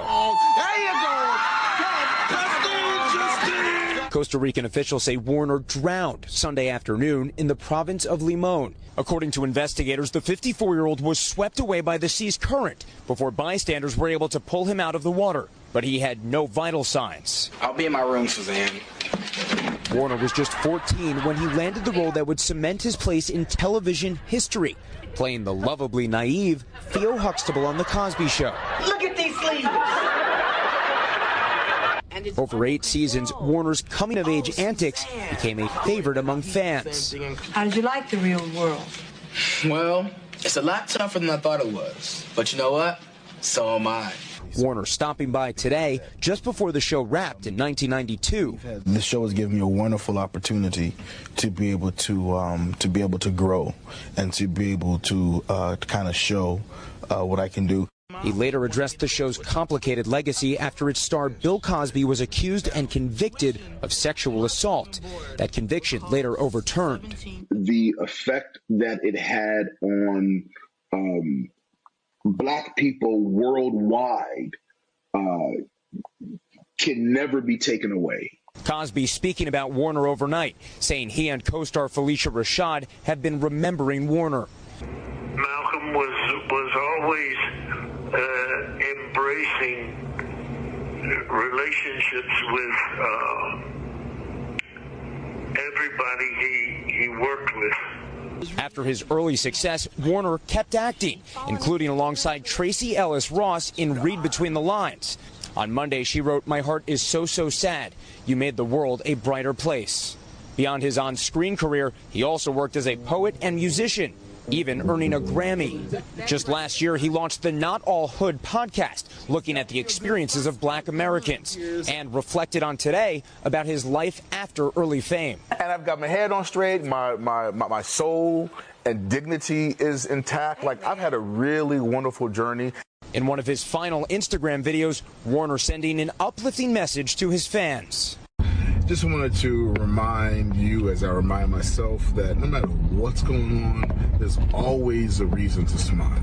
Peace and love, and I'll be back soon.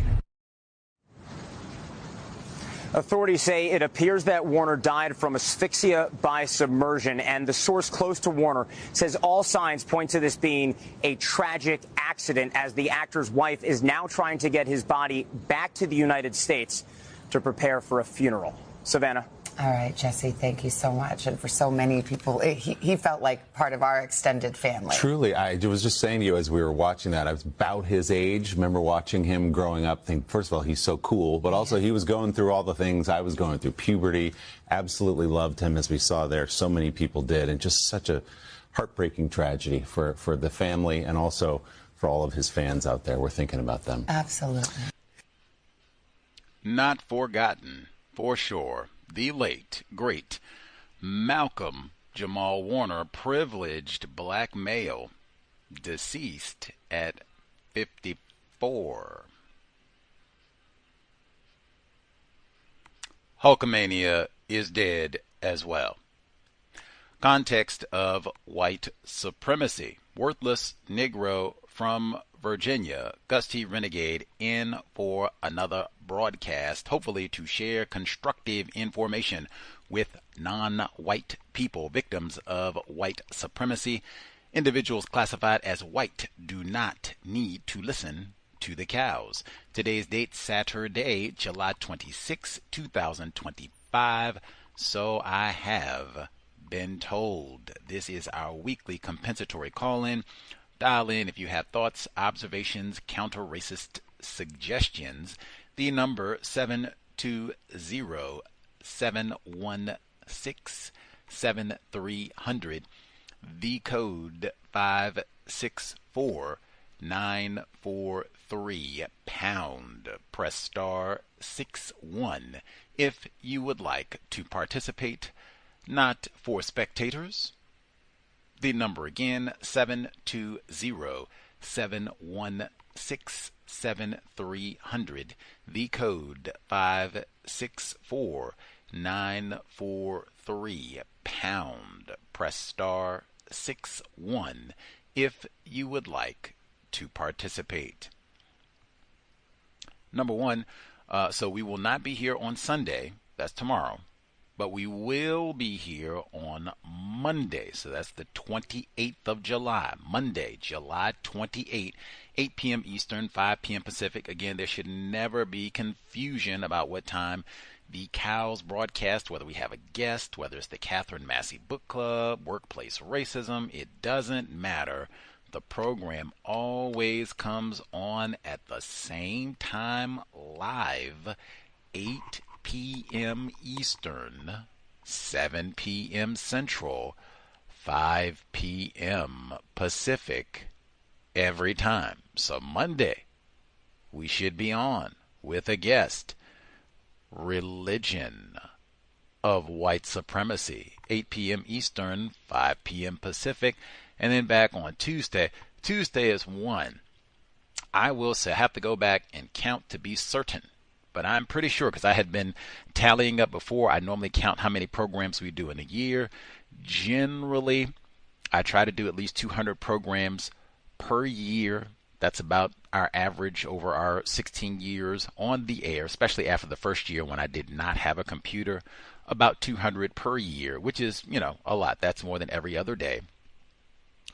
Once I got back from Wisconsin, counting 30 days, I got back on June 20. So just 20 days ending this week, basically, to July, 30 days to this week, July 20, being able to do 20 programs within that 30-day time period, basically to walk off the plane.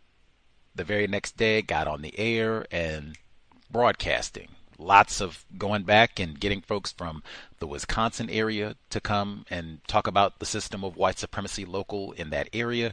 And then beyond even, man, no break, no detox from the hell that is Milwaukee. Right back on the grind. Shake that 414 jungle off and let's get it. Anywho, but we will be here Monday and Tuesday. I am particularly pleased about Tuesday's program. I have been talking for all year, really, about the California wildfires. Directly, indirectly, we had Calvin Schermerhorn as a guest on the program, and we talked about how white people deliberately looted black people financially and otherwise, but particularly financially. And within that, we talked about the California wildfires and how you got all these black people in this fire-prone area, the Palisades, Altadena. How did you end up with all these black people in this area that's unincorporated? Some of them don't even have fire insurance. How did this happen? System of white supremacy racism. But we talked about all that, and we had other guests, Charisse Broussard, other guests on the program that talk about the wildfires and even just, keeping updates with the news and what's been happening in that area, because so many black people were impacted by the wildfires. That's something I've been talking about all year, and very much influenced by the fact, hey, weren't you in California at the end of last year? Yes. Weren't you in the exact location, Malibu, and some of the places where these fires happened? Yep. Not forgotten at all. I've been trying to get our guest on the program for Tuesday, trying for months and months and months, and despite everything in it, wow, what a year it has been. And then, going to Wisconsin on top of that, through it all, wildfires. Did not forget, January to July, it took 7 months, but bang. Tuesday, 8 p.m. Eastern, 5 p.m. Pacific, and even the extra, Octavia Butler has been front and center for an entire 7 months. All of 2025. Octavia Butler, great author, passed away right here in Washington State, but she's been front and center all year long and in a variety of ways. Let me see if I can recount some. So it started at the beginning of the year with the wildfires. Now, one, Octavia Butler was referenced because she wrote science fiction about climate change and how it would intertwine with racism, white supremacy, and her native state of California. She wrote about all this, Parable of the Sower. So lots of people were talking about that. Gus T. also talked about, oh man, Octavia Butler, the place where she's buried at, almost burned down. And I mean literally inches away from that cemetery, up in flames. They got pictures, but it survived. Maybe a slight sear, slight mild char, but basically, no damage. Saw that, and then they had other reports talking about Octavia Butler and how she predicted all of this. Lots of these articles in the LA Times for the beginning of the year. Okay. Push forward a little bit. Almost even snuck into the book club, but we don't do no fiction. Okay, so that was one. The fire, all of that. And even here, there's an Octavia Butler connection here in Seattle because she passed away here. So they have markers and all that good stuff. They read one of her books here in Seattle at the public library, and they read one of her other books at the King County Public Library, 2 different library systems here in the Seattle region. Anywho, so she has come up that way as well. Then, I already mentioned going to Wisconsin. Sade Robinson read Kindred Cowbell, watched the TV series, read the book for school, as have many, many generations of white and non-white students. White people have required that book for a long time, which is very interesting. Cowbell. Although I get the impression that white people read a lot of Octavia Butler's work in college environments and such, maybe even high school, maybe. I think, yes, definitely high school. Yes, Kindred is read in high school as well, which also eyebrow raise. Anyway, and we read that in the book club here at the Cows too. Anyway, Kindred I'm talking about. Anyway, so she continued to come up. Sade Robinson, she saw the, TV program, and then she read the book, wrote a paper on it as well. I was hoping, praying I could read the paper to see what her thoughts were on the book, but I missed out. Okay, so I came up there. And then, my goodness, popped back up once I got back here in Seattle. So this is now, we're encroaching into the summertime where Octavia Butler, 40 Acres. How could I get 5 minutes into the movie 40 Acres, which I guess a lot of y'all have not seen. I guess most of y'all have not seen because it just came out this month, like official, and it was not in very many theaters. I've had people tell me that it was difficult to find. It's directed by a black dude, Danielle Deadweiler, black female, lead actress, black female. This is the film that's about the racist cannibals that come to chomp on the black people in Canada, made by a black Canadian filmmaker, no less. But this film, within the first 5 seconds, one of the characters, she's supposed to do her assignment to read the book Proletarian's Pocketbook, I think is what it's called. And that is an actual real book with, I guess, different nonfiction writings from Frantz Fanon, Fred Hampton, Minister Malcolm X. She's supposed to be reading that book, but instead she's been reading Octavia Butler's Parable of the Sower. And I almost fell out like, wow, Octavia Butler again. And so then when I'm talking about 40 Acres, I was asking people if they caught the name drop to Octavia Butler. And the cool people who saw that film, of course I caught Octavia Butler. She wrote about this and all the rest of it. So Octavia Butler has come up in a myriad of ways for me all throughout this year, and she'll pop up again on Tuesday. Now again, not enough to break our rule. Why don't you read one of our books? No way. Mary Kay. Anyway, but Monday and Tuesday, 8 p.m. Eastern, 5 p.m. Pacific. Can't wait. Next, we had non-white person who wrote in. She shared great information, which many folks do. Always appreciate that. Got some of the news reports and such from listeners who shared. But non-white person who shared, and she said, much obliged for your coverage of the Sade C. Robinson murder trial in Milwaukee, which a number of folks, sent their gratitude, said they learned a lot and hadn't really heard a whole lot about the case other than the cows. No surprise there. But she also said, looking forward to your coverage in Buffalo. I said, man, still trying to recuperate from Wisconsin. Was praying they were going to delay things in Buffalo, but looks like, oh no, 3 years is delay enough. Old Peyton Gendron, you should be getting on into the chair, man. Let's get things rolling. But it looks like they're going to roll in September, so have to try and get my breath and see, but have to even see, is it worthwhile? I have to be truthful that when I upset Miss Sheena Scarbrough, grieving mother, Sade Robinson's mother, that really, what is that tacky metaphor they used? Took a lot of the wind out of my sails. Really was a demotivating factor for me in saying, man, maybe I should not go to Buffalo. I would not want to upset any other grieving black parents, siblings, granddaughters, grandchildren, anything, cousins, friends, neighbors, anything else, whatever, spectators. I would not want to upset any other non-white people. And Gus T, worthless Negro, clearly has horrendous people skills. So I told you I was even feeling regret about going to Wisconsin at all. Like, man, I could have sat right here and never plucked Miss Scarborough's nerves at all. That would have at least been one, tiny bit of strain off of her life, which I support that 1,000,000,000%. I could have just watched the trial on YouTube. I would have missed out on the jury. Now that is,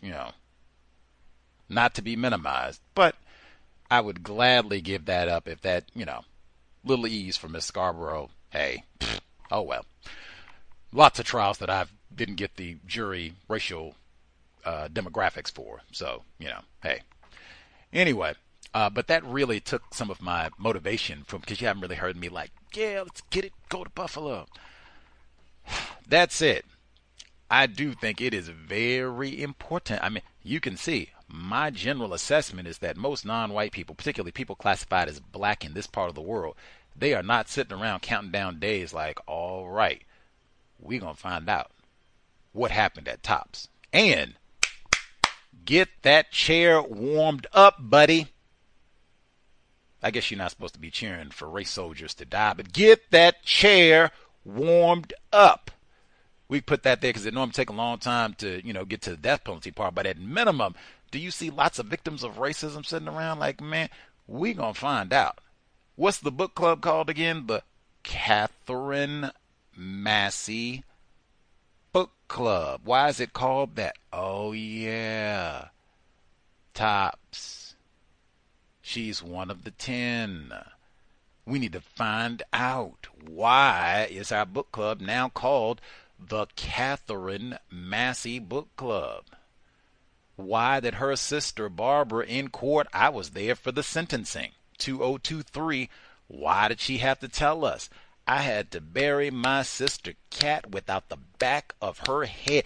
AR-15.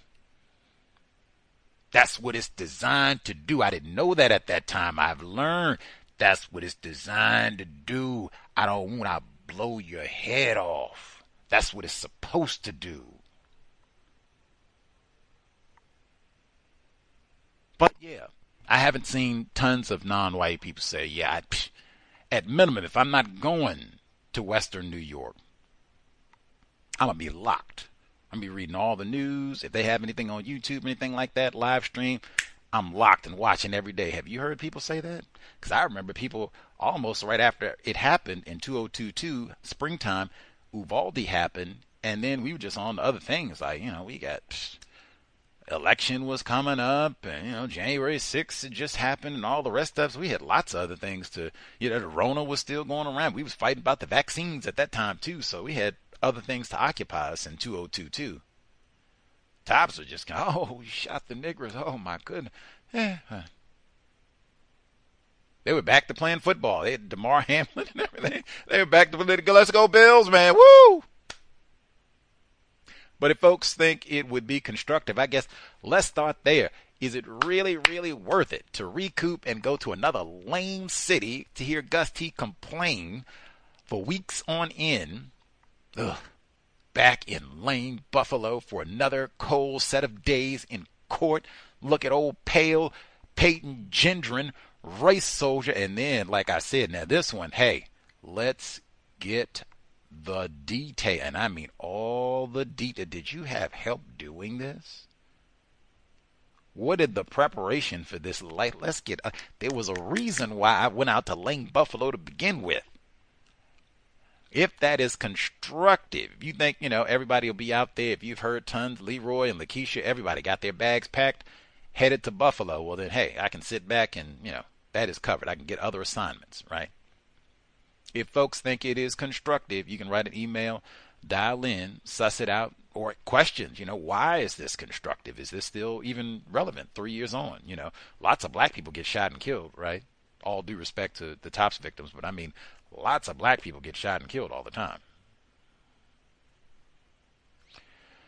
Let me know. Is all this worth the while? And worth the while for someone who clearly has poor people skills. Clearly. I will say I even felt some type of way when I saw this week the report, Miss Sheena Scarbrough going up to the capital of Wisconsin, Madison, where they don't have no whole lot of niggers. They also don't have major lead problems like they do where the niggers live in Milwaukee, but trade-offs. They go up to Madison to talk to the powerful white people, the most powerful white people in Wisconsin, who for 3 straight years, State Representative Sheila Stubbs, who is a black female, all the black self-respect she can muster goes up there. Those powerful white people says, man, black people, black females, black girls are being killed, kidnapped, going missing.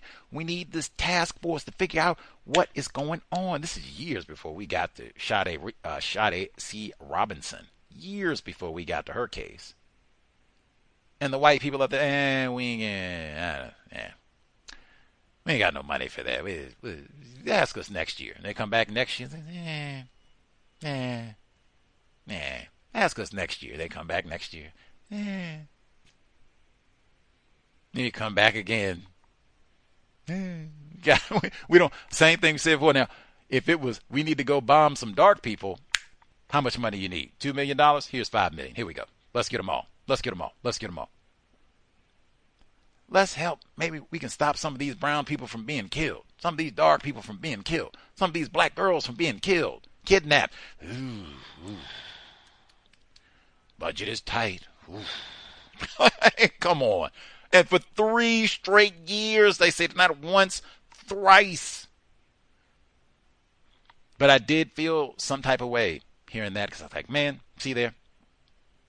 All that strain Miss Scarbrough is under, having to go up there and, talk to the most powerful white people, suspected racists in Wisconsin about all this. And now, you know what's on August 1?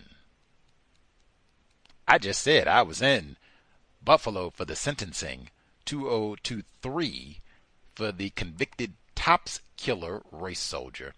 August 1, race soldier of Milwaukee will be sentenced for the murder, dismemberment, arson, concealment of a corpse of Sade C. Robinson. So she'll get to see pale race soldier again for the sentencing, and maybe even the race soldier's parents, at least his dad, other white supporters of this convicted killer racist.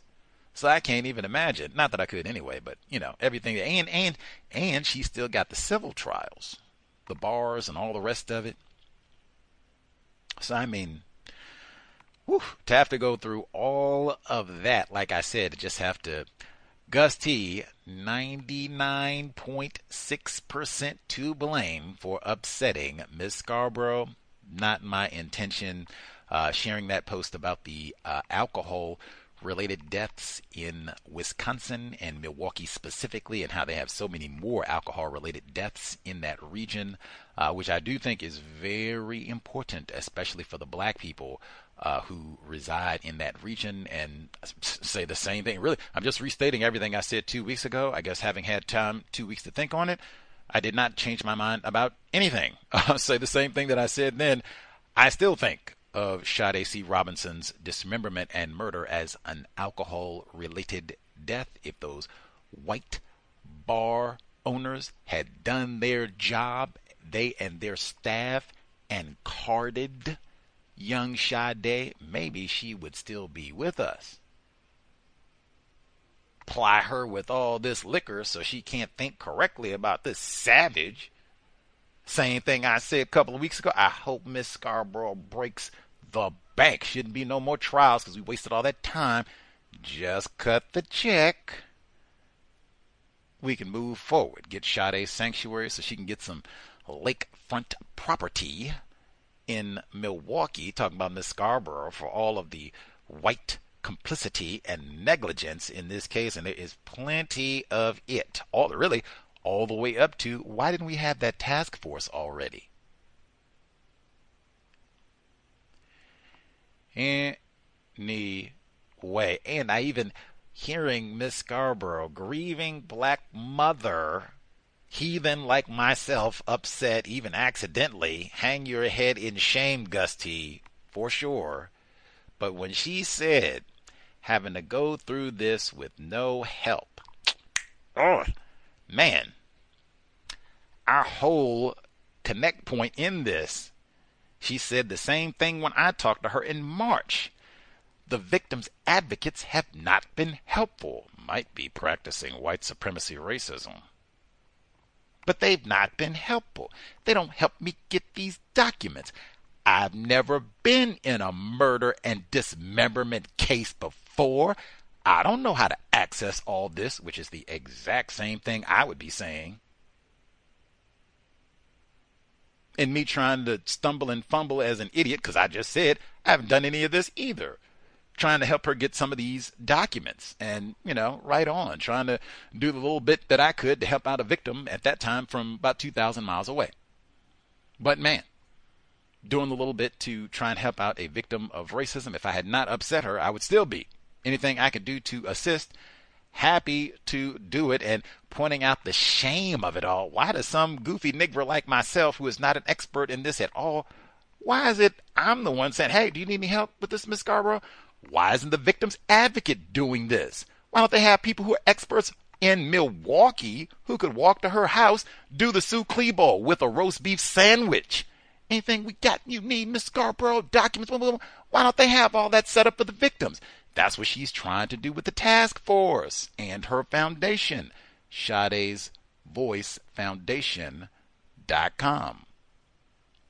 Sade's Voice Foundation.com. But yeah, that one did. Ugh. But again, visit the website.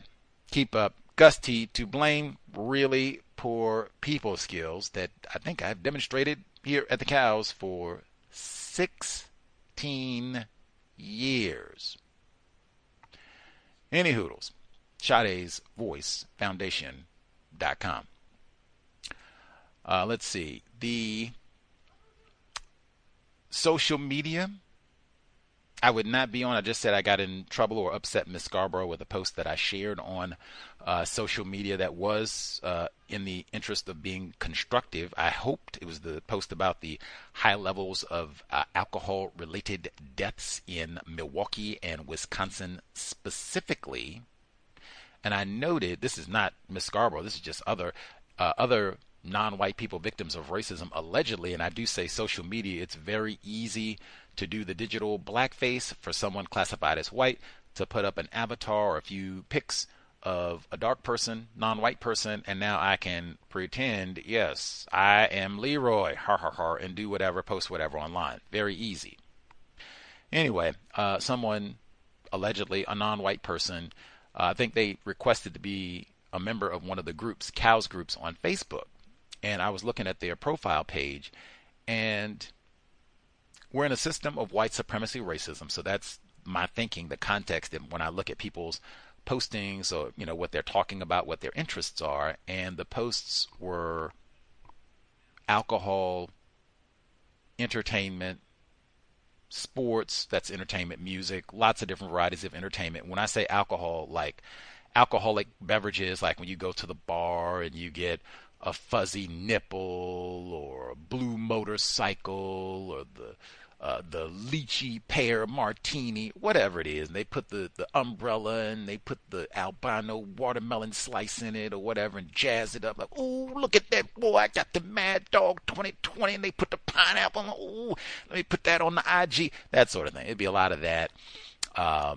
Name calling black people, other black people, victims of racism that I do not agree with, and I got to tell you why such and such is a coon, and sexual activity. That's about 95%, maybe even 100% of what I see on social media sometimes, which, okay, victims guaranteed qualified. I'm just saying, if we're in a system of white supremacy racism, why are you contacting me if that is the totality of what you use your social media for? Now, maybe these folks have other pages where they post constructive content, but I mean, dang, you invest the time to put a dummy page up that has all this non-constructive content? Why? And it's so much of this, it seems like this is very common, as, you know, hey, if they had IG, TikTok, whatever, during Frederick Douglass times, Sojourner Truth's times, Harriet Tubman's times, and we went and looked. Harriet Tubman said, I freed 1,000 slaves, could have freed 1,000 more if they knew they were slaves. Maybe she would go to their IG account and look, and instead of, I need to get off the plantation, master's cruel, I'm hungry, the food is bad, they posting, we got a little bit of mint julep left over the other day. Master was kind. He didn't want all this. And man, look at that. I got mint julep, boy. Leroy. Now, maybe, and then us doing the dance. We got the corn cob shuffle and, whatever other cool dances that we going to do on the plantation. And we got to fight, now I got to make sure I get in it. Jamal is a sellout and an Uncle Tom. See? He went and picked all the cotton last week trying to show off a match. I tell you about old Jamal. Now, if that was on everybody's social feed, 1600s, 1700s, wow, I would have a greater appreciation for what Harriet Tubman was talking about. But I see a lot of that. If that is the case, there's no reason. I mean, really, alcohol. I just said I'm posting alcohol-related deaths in Wisconsin, and I go to other people's page, and them puffing cigars, pipes, Hennessy. Who doesn't love the hen dog? The hen dog in the summertime. Drink more water. Anyway, and it's not even, I can't even put that just on young people. It's young people, old people. When I say old people, people that look like they're old enough to be grandparents. Same thing. Same content. What liquor we drinking, what we're smoking on, what party we're at, sexual activity, and niggers that I don't like. Most of it not constructive, in my opinion, but that is Negro culture in general. Not constructive, not a constructive use of our time and energy. I said that is hallmark, or one of the hallmarks of white supremacy, racism, conditioning victims to be very non-constructive with our use of time and energy, and we demonstrate that all the time. Just look at what are we doing? Look at what we're doing. What are you doing? Let's see. You can check. I know people had said they had difficulties. One of the people who more recently uploaded our content, the cows, to YouTube, paused. Either they did not have time or the interest or the ability or whatever, or they got in trouble with white people. I know we've had a variety of people over the 16 years to upload our content to YouTube, and it disappears. White people take it down for whatever reason. We have lots of original content where it's not like, we're just rebroadcasting something that somebody else, put together. We guessed, I just said Monday, Tuesday, lots of original content. So, there'd be no reason for removal of Context of White Supremacy from YouTube, but it happens all the time. Even programs where we have guests, right? Where it's not like we're playing songs and videos and that sort of thing. Anyway, if YouTube you can't find, we are on Podbean, Podchaser, Spotify, Amazon Music, Apple Podcasts, long list, more than I can, that should at least get you off to a good start. And then if none of those work somehow, let me know and we'll add to the list. And there are already other locations. That's just 5 that I can, rattle off the top of my head. Anywho, let's see. The news tidbits I'll get to, and then we'll get to some of the folks who dialed in. I guess the first report they were talking about, they still don't really understand all there is to know about the brain. And July 22 being World Brain Day. I had never heard of that. Did you all know that? July 22nd, like this is an annual thing, world. So, I mean, had you all heard this before? I had never heard this before. White people study who participates in Brain Day. What sort of things do they do? I had wanted to go to the neuroscience conference a couple years back. See, what do they? I bet they would have known. Oh yeah, Brain Day. We participate in that every time around. Full of say white people go and they study 1 grain of sand or 1 brain cell. Figure out what it does. How we can dominate Leroy. Make him not use his brain computer. Let's see. They talked about in Maryland the legacy of locking up black children and trying them as adults. Now, they did talk about the cemetery. They found the 150 graves, and they're going to get markers treated as a cemetery. We'll see. That happens a lot with black burial sites all over the world under the system of white supremacy. But I thought it was important in that segment that they said right now, 21st century 2025, that 90% of the children that they try as adults in Maryland are classified as black. 80% are privileged black boys. Whoa. Now, you all can go back and double check me, make sure that those percentages are accurate. But I mean, if that's even close to accurate, That's basically in Maryland the only people that you try as adults, only children you try as adults are black boys. Why can't you just say that? Why do we? It shouldn't even be that we just do this and isolate black people. No, no, no, no, no. If it's that disproportionate, whoa, and it's more females than dudes. So I mean, it's more black girls than black boys. So I mean, wow, 80% are black boys. Like, whoa, y'all got the most ruthless Freddie Grays in the history. I mean, wow, they just smacking people around and give me that. They put all the lead to water, and I'm a super duper duper duper duper duper thug. Freddie Gray ain't got nothing on me. King Kong neither. Give me that. Smack you over the head for some crab cakes. Like, what? How does Lamar Jackson live? How has he survived there so long? Maybe that's why they don't win nothing. Come on, man. Come on. That's another one. Like, wow, I would just want that number up every day. Now, you want to talk about, now, what's my inspiration for having children in Maryland? Be it at the doctor's office, obstetrician, all that, and find out you're going to have a black boy. Oh, Lord. Oh, Leroy Jr. is going to jail. Oh, we got to start setting aside bail money right in. Oh, we not setting aside college money.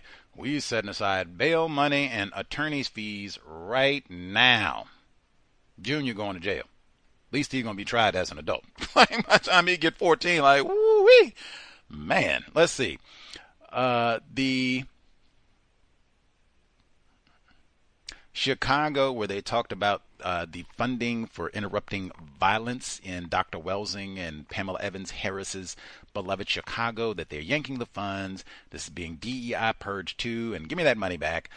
Even though it seems like they said they had a reduction in gun violence in Chicago, even though they did have a tough weekend. I guess it's been hot there, so you expect violence with the summertime. But overall, a reduction in gun violence and gun fatalities specifically. Whoopee for the black people who lived there. I thought importantly, they said they looked at the data, and statistically, these fatalities and when they're going to have these violent conflicts with guns, it tends to be at a certain time. They said about 8 p.m., 8:30 in the evening, and 3 in the morning. That is exactly when Dr. Kamal Kambon, Grandcester, he said that's the exact time you need to be headed in. And that is the exact reason. He said you can just look at the times when these types of events happen, whether it's with the police, black culture, we get a little Mad Dog 2020. Look at one time these things happen.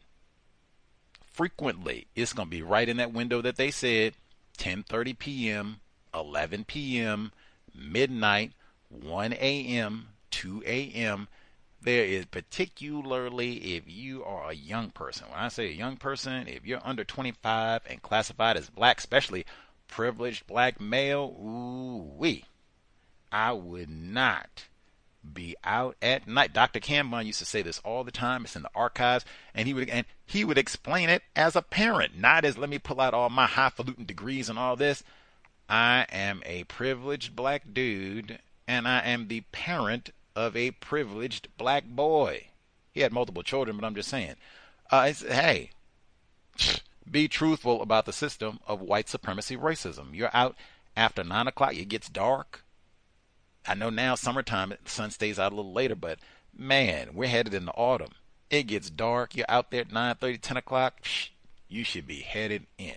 Unless you got a job or something, or you're a parent, you got to go out to the store really quick. Like, oh man, we ran out of Pampers. I got to make a quick trip. It's, disaster. I don't get these Pampers, Or like I said, you are getting off work.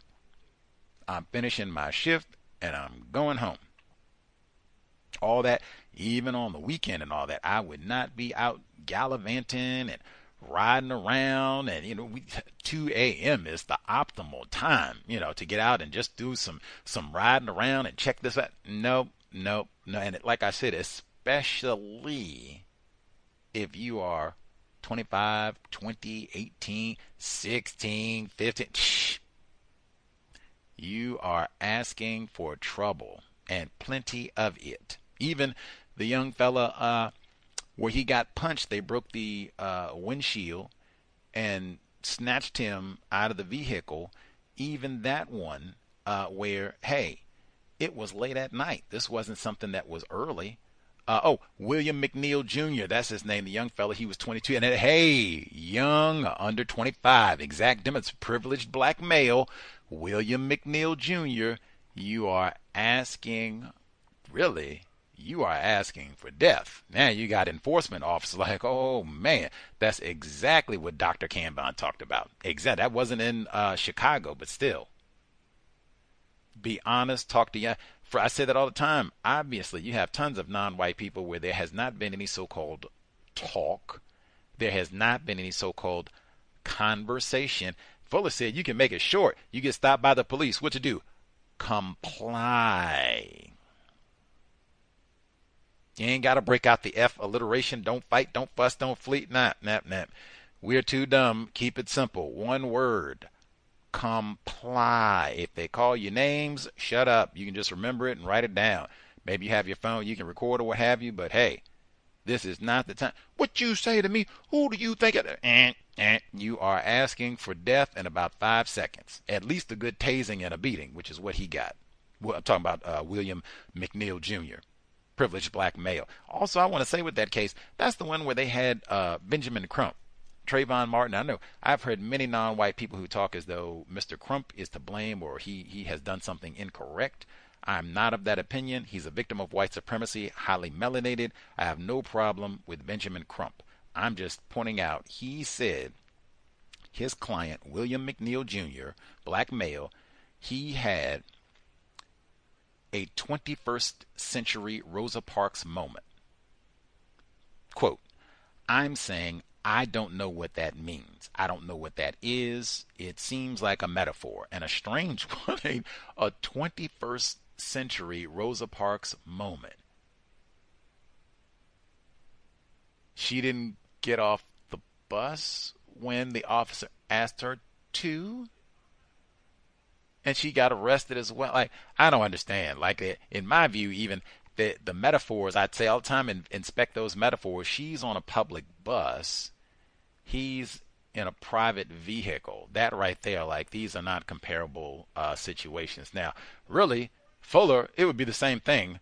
Comply, because he said, hey, back in the day, the bus driver was the enforcement officer because he had a pistol on his hip too. So, and was white. So, comply. He says, move, and if not, hey, I'm prepared to take whatever consequences if I'm not going to move. If that means I'm going to die in the next 30 seconds, let's roll. My will is complete. That's the thought process, not, oh my goodness, he punched me in the face and broke my window. Like, he could have killed me in the next 5 seconds and broke my window on top of it. Failure to understand the system of white supremacy at this late date. So pitiful. So pitiful. Let's see. I do want to go back to the Chicago report really quick where they were talking about they're taking funds away from these folks who are going out to interrupt violence between black people. We got the consistent retreat to white people. Now, they didn't say white people. I'm saying it. In the report, they said that conservatives don't understand and or they don't know about the work that's being done with this program, and they don't know that it's effective. Again, I submit the problem is not white people are ignorant about racism, that they're unaware, that they don't know. None of that is accurate. These white people have resources and opportunity to have infinite amounts of information about this program. Is it effective? Does it work well? Audits, all of it. How is the money spent? Everything you could possibly want to know about this program. That is not the issue at all, and I would not hide this behind these are so-called conservatives. I think these are people classified as white. Let's see. I heard one of my favorite talking about metaphors.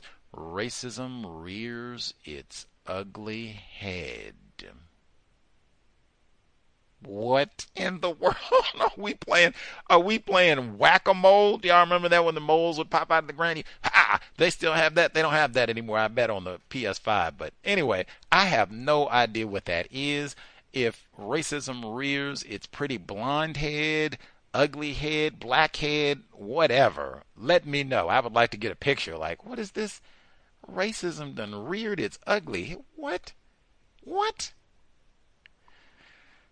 Let's see. They got the suspected arsonist targeting his non-white neighbors in Portland, Oregon, which again is right down the road from Gus T. I so appreciated in that report that they said non-white. Make it explicit. They didn't say BIPOC. They didn't say others. They didn't say minorities. Make it explicit. I am targeting people who are not white. I got my gasoline, nigger this, spick that, chink this, slant-eyed that, whatever it is, wetback this, whatever. Not white.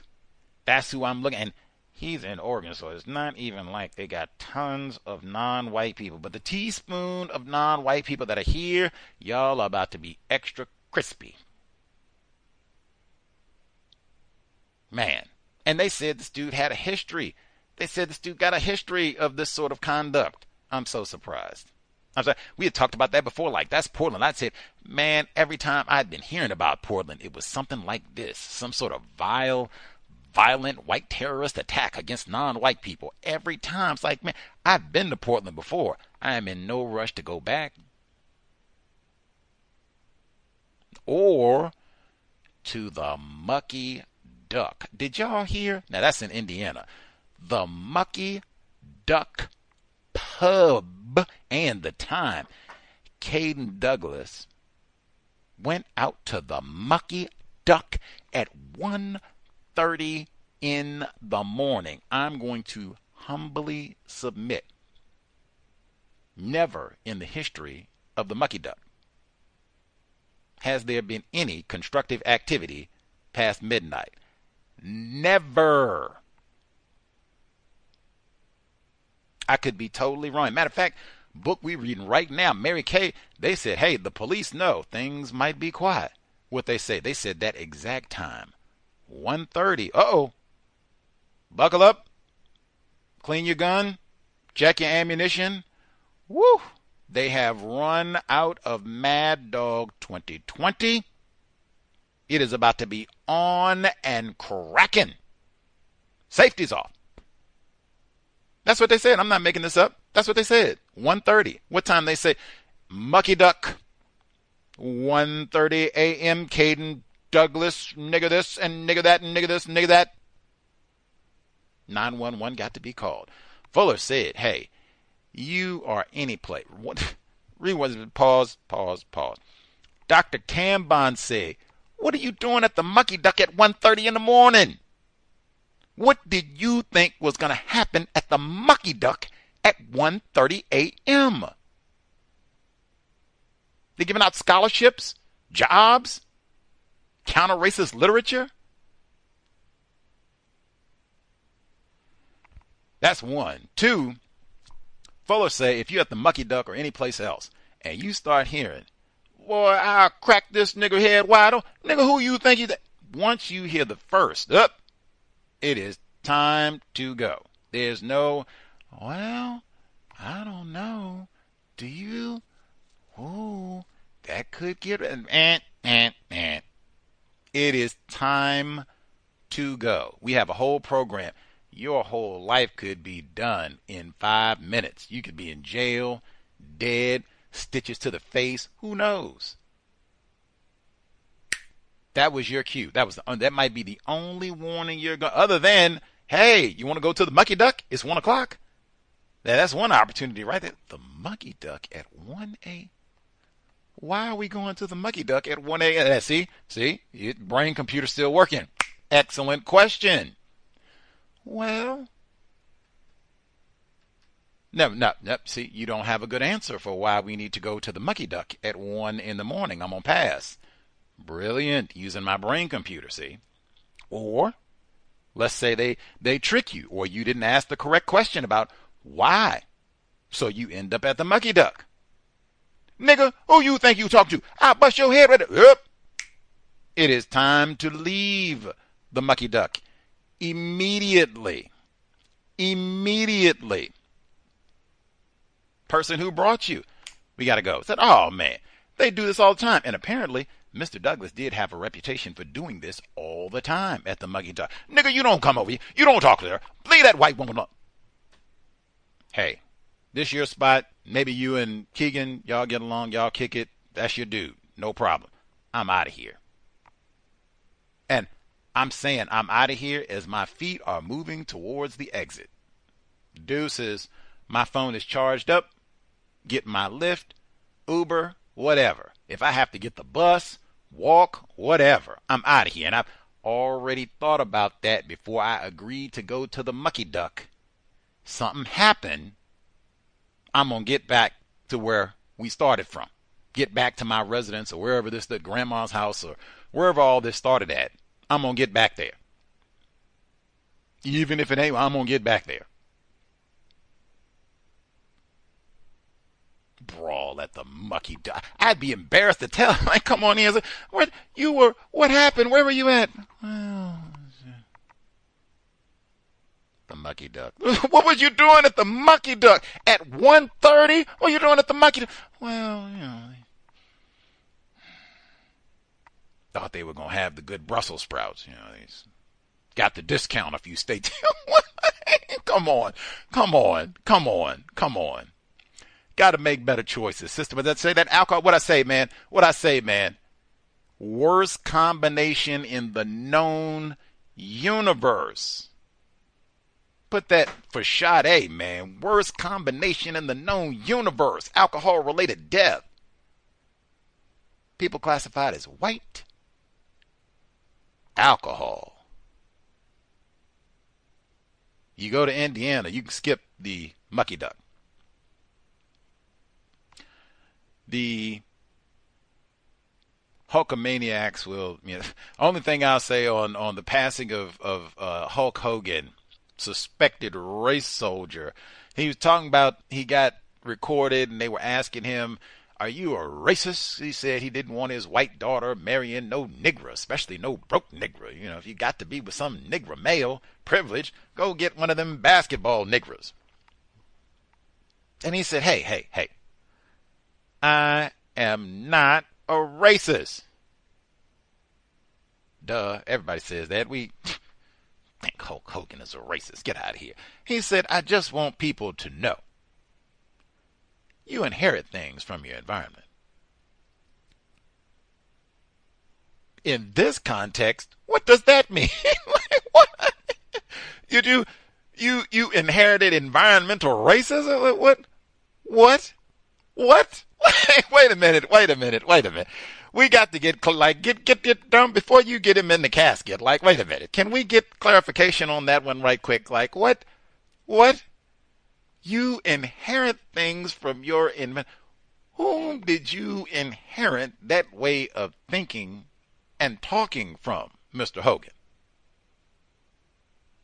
Inherit things from your environment. Do what? Man, they come up with that. I would have rather you did that. Hey, that racism thing rears its ugly head from time to time. I said, yeah, you're right, Brother Hogan. You're right. Can't do it. Anyway, Hulkamania is dead. Next, the system of white supremacy. Last thing I'll get, it was, what a week, right? That's what I mean. Like, it was so much. It was so much this week. Even, I didn't even play anything about Epstein this week, and Diddy is still in jail, and just, it was so much. And I didn't say anything about the Martin Luther King files. You just read Abraham Bolden's book on JFK. It's so much. And that's just, a little bit of all the things that are happening in the world. Malcolm-Jamal Warner.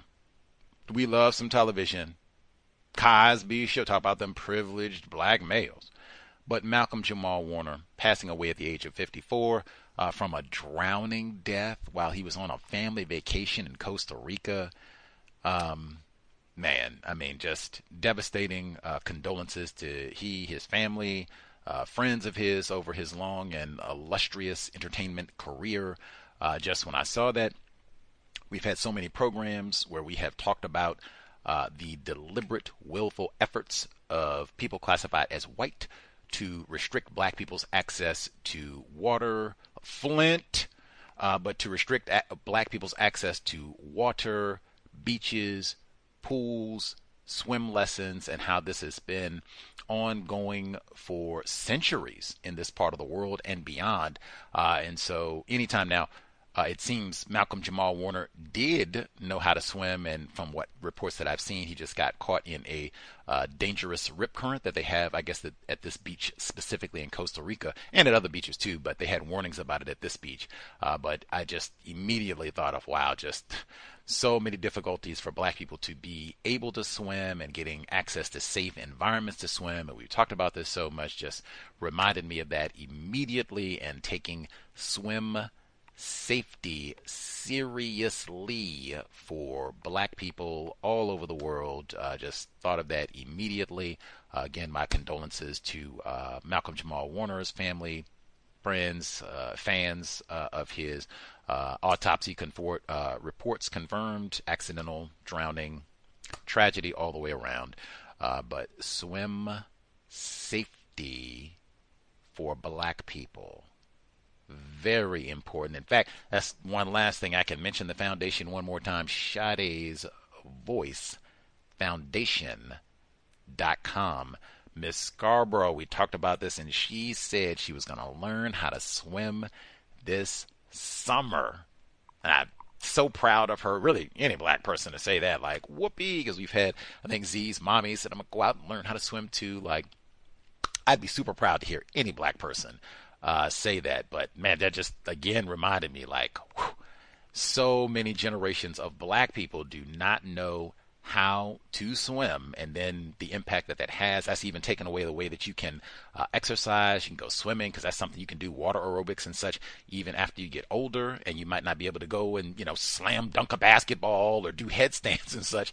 You can still go get in the pool, move around, get some exercise. It's great and low impact on your joints and such, but that might be an option that you don't take, or at minimum are not as excited about, if you don't know how to swim. Kudos to Miss Scarbrough for taking Mr. Fuller's advice. Still learning. Learn how to swim, learn about the brain, learn how to cook, learn how to grow basil, whatever. Still learning. Anywho, lots more to say. The number to dial, 720-716-7300. The code 564-943 pound. Press star 61 if you would like to participate. Folks who dialed in with a hand up. Let's see. Lauren should be with us. Nab other hands as we proceed. Lauren should be with us. Evening, everyone. May I be heard? Yes, ma'am. Okay. Hello. For that, well, it wasn't the first section, but when they were talking about Flint, Michigan, they said it was 3,200 addresses that were skipped. The phraseology was addresses overlooked somehow. And I wondered, what was the racial classification of the people who reside at the addresses that were skipped? You know, who still has lead pipes in Flint, Michigan?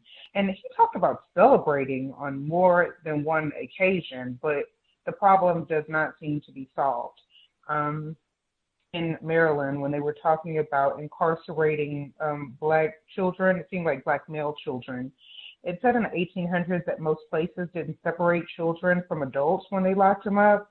And when they did, they got 400 kids out of the adult prison, and the youngest was 5 years old, and he could fit through the bars. Like, what would be the reason that you incarcerated a 5-year-old? I can't even think of one.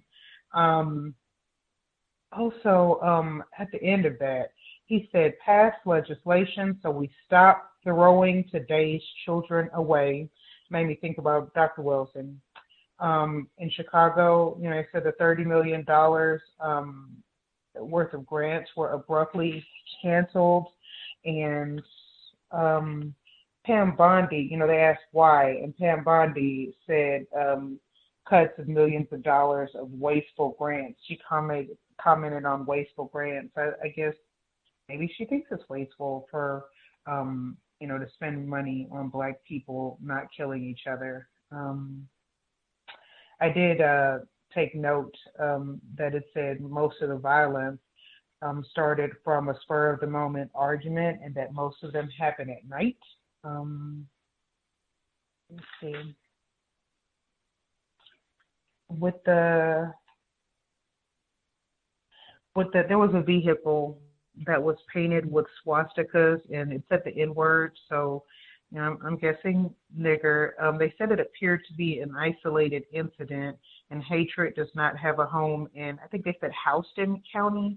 White people have these canned lines. They say things like that after racist incidents all the time. And there are so many racist incidents. How can they be isolated? I don't get it. In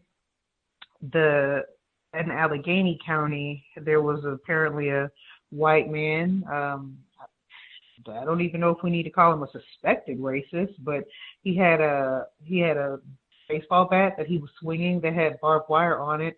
Called it his nigger beater, and it was a lady on there, and she said he needs to do some soul searching and figure out what exactly about Black people he doesn't like.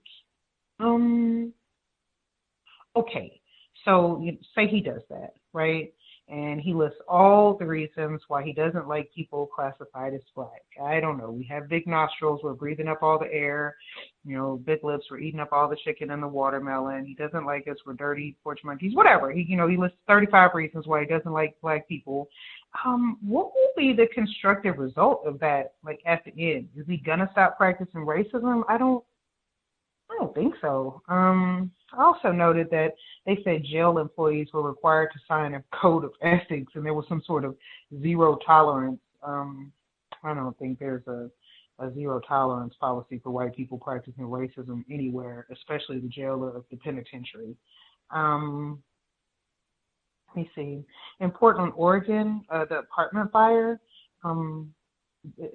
these non-white people, I guess, had to jump off the second floor balcony, and this guy's 80-year-old mother had to jump off the balcony too. I just can't imagine my mom having to jump off the balcony from the second floor. She's probably going to injure herself. And what I assume was a white man who started the fire, his name was Sean Schwartz, and I just thought that was interesting because I thought Schwartz meant Black.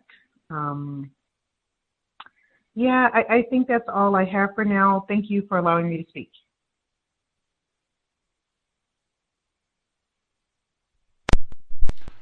Much obliged, Lauren. That is, Black grandmothers are super important. I could not imagine, 80. I could not imagine, like, at any age, 8, 18, 28, it's an inferno behind me, and you got to jump off the second story. Or even the first floor. You got to jump out the first floor. Like, what? Yes, that's why they have retired firefighters. Like, calm down. Shut up. Got the trampoline. Shut up. Let's go. You can stop all that. Let's go. But, I can't even. And this is not because, we had an electrical shortage. This is not because we had, lightning strike. It's not because some idiot fell asleep smoking a cigarette. No. This is because race soldier Sean Schwartz said, I don't like non-white people. I'm going to burn y'all up. 80-year-old grandmother got to hop out the second floor. And you do too. In Portland, man, not that it would have been better if it had happened in Alabama, but wow. I thought the liberal and That's granola land, they say, progressive white people, Sean's. When I heard that, I thought, oh man, is this one of our sick Jewish brothers? They say, wait a minute, I'm not no racist. I'm not even white. I'm Jewish, brother.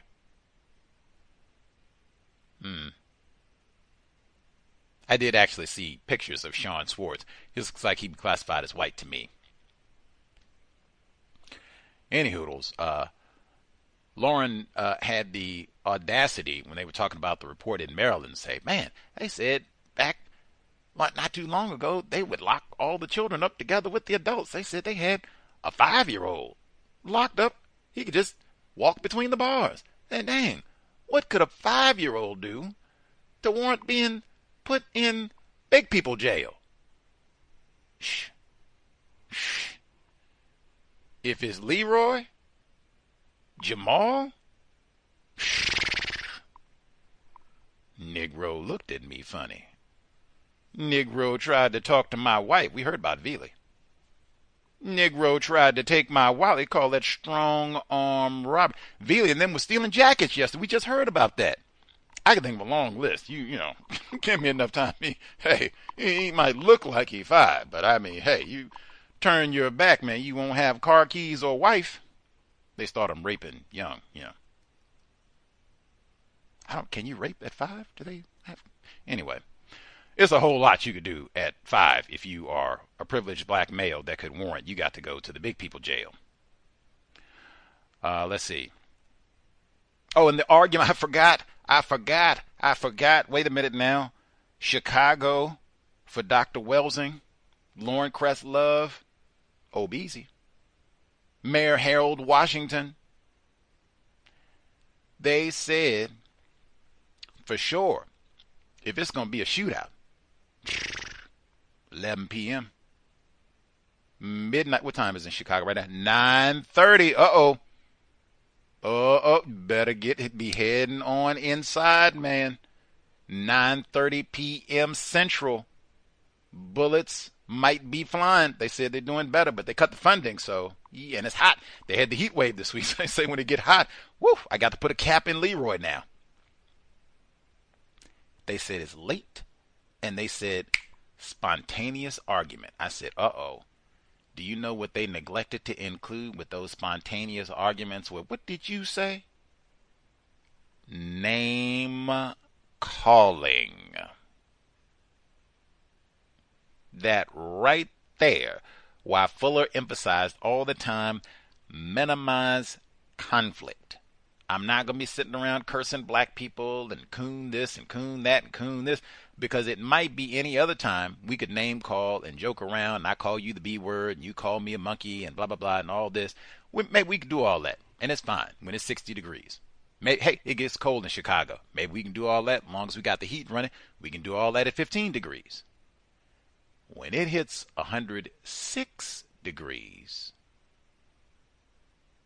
AC goes out, or we got to go outside. We do have AC, but you can't stay in the AC all day. Got to go to work. Got to get groceries. We go outside, and that 106 smack you in the face, and now you call me a monkey. Might have to stab you.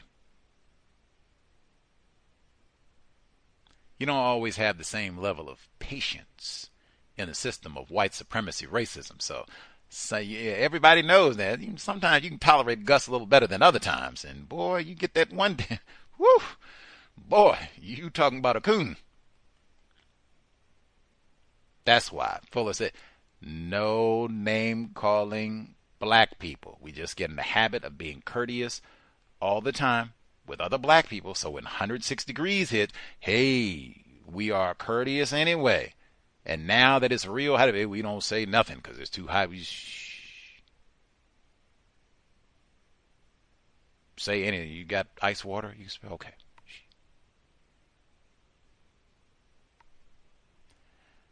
Insults. That would be another one. You start hearing black people, you're in a crowd, and they start name calling other black people. It's time to go. Especially if it's any alcohol. Like, ooh, man, run right now. Nope, run. Anything cool happens, any cute girls, anything like that, here's my number. Gotta go. Woo. Find me on IG. Pew. Just being truthful. Let's see. I did want to say just too quickly, when they had the report about the vehicle and it had swastika and Negra and all the rest on it, they said, wow, that is brazen. I mean, you got to be really courageous to come out and do something like that. I do not think that is courageous at all. In any era of white supremacy racism, to come out as a white person and just be brazen, I'm white and I believe in white supremacy racism. Okay. Why would that require, I mean, I'm even trying to think like, okay, so maybe you go to Johannesburg and do that because they're way outnumbered. It's not that many white people there. No. I mean, they had a whole apartheid state, so no. Why would that be? I just don't understand. Like, if you go out and I'm white and I go out and I got my swastika and I hate niggers and I got my nigger jokes and all the rest I printed on the car. I got somebody throwing watermelons at Obama on the hood of the car, or the Confederate flag. You take whatever, who is gonna get me? If the police in your town, if you are white and you had a car like that, or if you were black and you had such a vehicle, if the police saw you, say, oh man, you are going to get it. That's going to be a speeding ticket every time. Matter of fact, they'll probably pull you over and break your tail light. So they say, see, right there you go. There's a $200 ticket. Really? That's what's going to happen to you? You drive in, try and, stop at a restaurant. Server looks out. That's your car? Oh, no. We reserve the right to refuse service. Get on out. You can't get a crouton in here, buddy. Beat it. That's what's going to happen to you? Where? What town? I couldn't imagine. I don't think that's courageous at all. In fact, I think it would be courageous. Replace white supremacy with justice. Put that on your bumper sticker. Put that on the side of your vehicle. That, white or non-white. Yeah, you could do a counter-racist experiment and see which one of these cars is the first one to get vandalized. I take that bet all day, every day, and we just pick any state you like. North, south. Really, you could pick anywhere on the globe you like. See which one gets vandalized first. Correct. Don't take no courage to practice racism. Get out of here. And my sick white brother at the Allegheny jail, that's in Pennsylvania, Brian Davis. That's what I mean. So Brian Davis, he was being courageous when he posted that video with him with his nigger beater. And that, incidentally, baseball bat wrapped in barbed wire. We got lots of television watching black people. Everybody should know, oh my God, that is Lucille from The Walking Dead. What? Do what? What was The Walking Dead was about? That was the one about the zombies taking over. So he got the bat wrapped in barbed wire, and that is my nigger beater, and I work at the jail. What? What even gave me pause for Abner Louima and Justin Vogt, because that's a phallic symbol. Like, do you beat them? Do you what all do you do with the baseball bat when you beat the Negro? And it's wrapped in, they have whole articles about the type of white person that wants to be an enforcement official, but how many of you are, we're victims of racism, right? Been mistreated and all of that. How many of you all have that sort of weapon? I mean, it's one thing, right? My man, Maxwell Anderson, he had all different types of knives and things hidden in his house, like, okay, swords and all that. I'll chop you, boy. might dismember you. You don't know. Gun, crossbow, all that. Who has not even just, I got a baseball bat, because a lot of people got that, right? No. I got a baseball bat wrapped in barbed wire. That's almost like when Lauren said, what 5-year-old has done something that they need to be an adult? What black dude? Because, I mean, the same way Norm Stamper told us, like, we should be extra qualified to talk on this, right? Norm Stamper, breaking rank. He said the same thing. Don't forget your nigger knocker. Maybe his was wrapped in barbed wire, too. It's so phallic and welsing and, all of it. Woo. He had his nigger knocker, too. And Norm Stamper, he told us. He said, I got my nigger knocker, my white supervisor, person who's training me to be a police officer, enforcement official. He said, go in there and get the biggest, blackest black dude you can find. He didn't say go get the biggest black person, male, female, transgender. Get the biggest, blackest dude you can find. Bring him out here. We're going to get the nigger knocker and we're going to beat him down.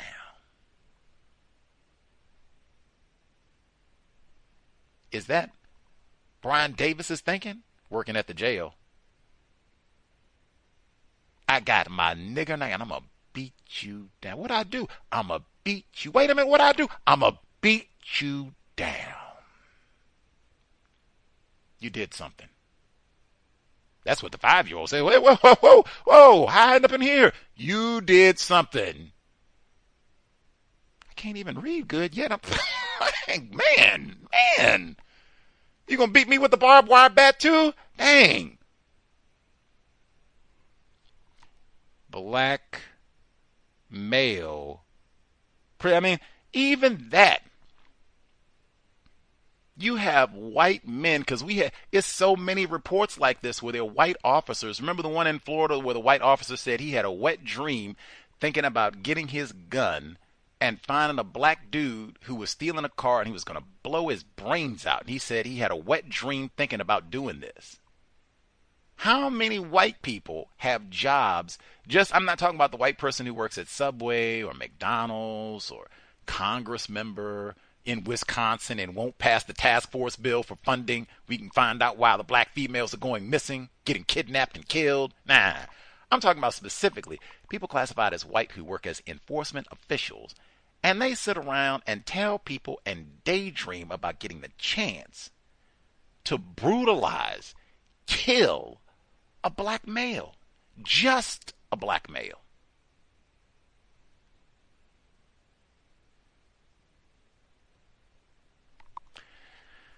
And any black male will, it's not even anyone specific. It's not like Brian Davis said, Leroy wronged me. He kept me from getting a promotion. I didn't hear any of that. It was just, I got my nigger beater. Any old nigger will do. Same thing Norm Stamper said. He didn't have a vendetta. They weren't looking, they didn't have, hey, APB. Leroy has been raping, looting, pillaging, leather jacket, black tennis shoes, black gums, black teeth, black face, black lips. Get Leroy. They didn't say that. He just, hey, any Negro, well, the darker the better. But any Negro will do. Any Negro male, which is the same thing they said in Maryland. When we get ready to put some children in jail, long as they're black and got testicles,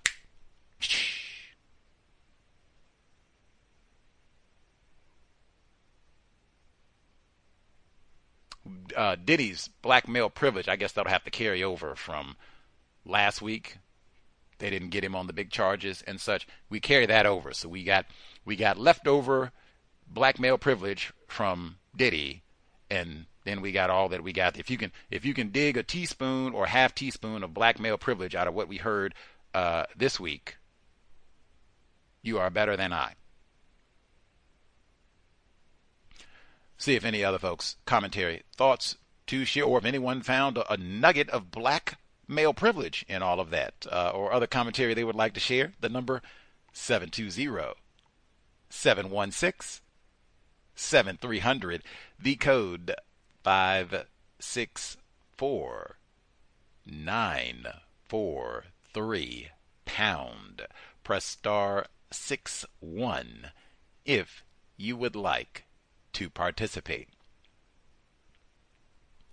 Very delectable Negro. That's like a whole genre. Maybe Dr. Curry can do a whole report on that or what have you, but the homoerotic antics of white enforcement officials, because there's so much of that has gone on for so long, to just, examine those sorts of statements. Like I said, that was captured. Those officers in Florida, where that's what he said. That's not me putting my own cute phrasing. He said, I had a wet dream thinking about shooting this guy.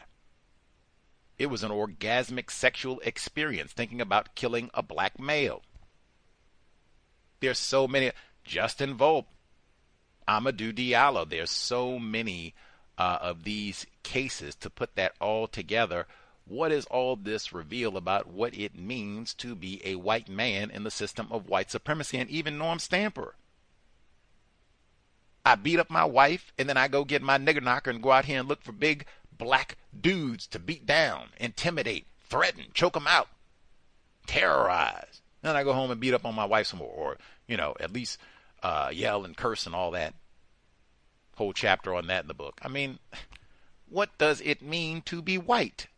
Especially, what does it mean to be a white dude? And then, like I said, getting back to the psychology of these white men who, I want to get a badge and a gun. Why? I can beat on Leroy.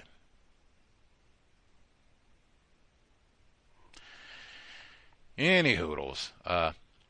Give folks about 3 minutes, see if they have any other thoughts, observations to share. Again, we'll be here on Monday. The religion of white supremacy. I think I get another tick for reading a non-fiction book published in the current calendar year 2025. That will be for Monday. And then, as I said, we'll be here on Tuesday as well. Back to the California wildfires and their specific impact on black residents. I think the wildfires, are one of the more important events of the current calendar year. Especially with regards to racism, white supremacy. California is such an important state for so many reasons.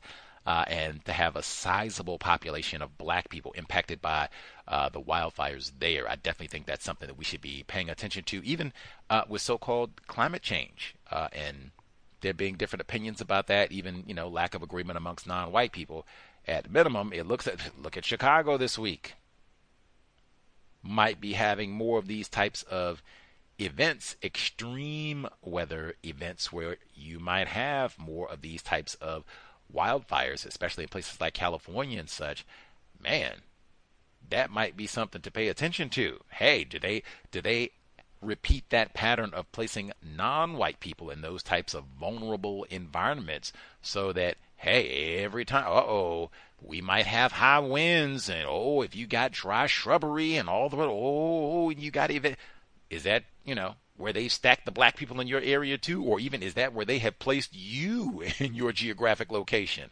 That is something to be mindful of for sure. Talk about with your children too. And if it's not fire, because we retired firefighter, he's in Florida, it could be sea level rise. It could be hurricanes, a variety of weather related events that end up making it a very potentially life-threatening in particular scenarios. So be mindful about that. And if you have offspring, study that so you can be aware and make correct choices, life-saving choices. Our caller in Florida, staying hydrated, drinking water. Commentary to share. You should be with us as well. Yes, sir. May I be heard? Yes, sir. Yes, sir. Thank you very much, sir. Greetings to Gus, the host, the listeners and callers. Gus, I'm trying to remember what was the name of the white man who I think they said, was that in Pennsylvania, the racist guy who was, did he have like the bat or something like that? I had just kind of tuned in not too long ago. Let's see. That in Allegheny, Pennsylvania, it's Brian Davis. He had the bat wrapped in barbed wire, his nigger beater, he called it. Thank you, sir. Thank you, sir.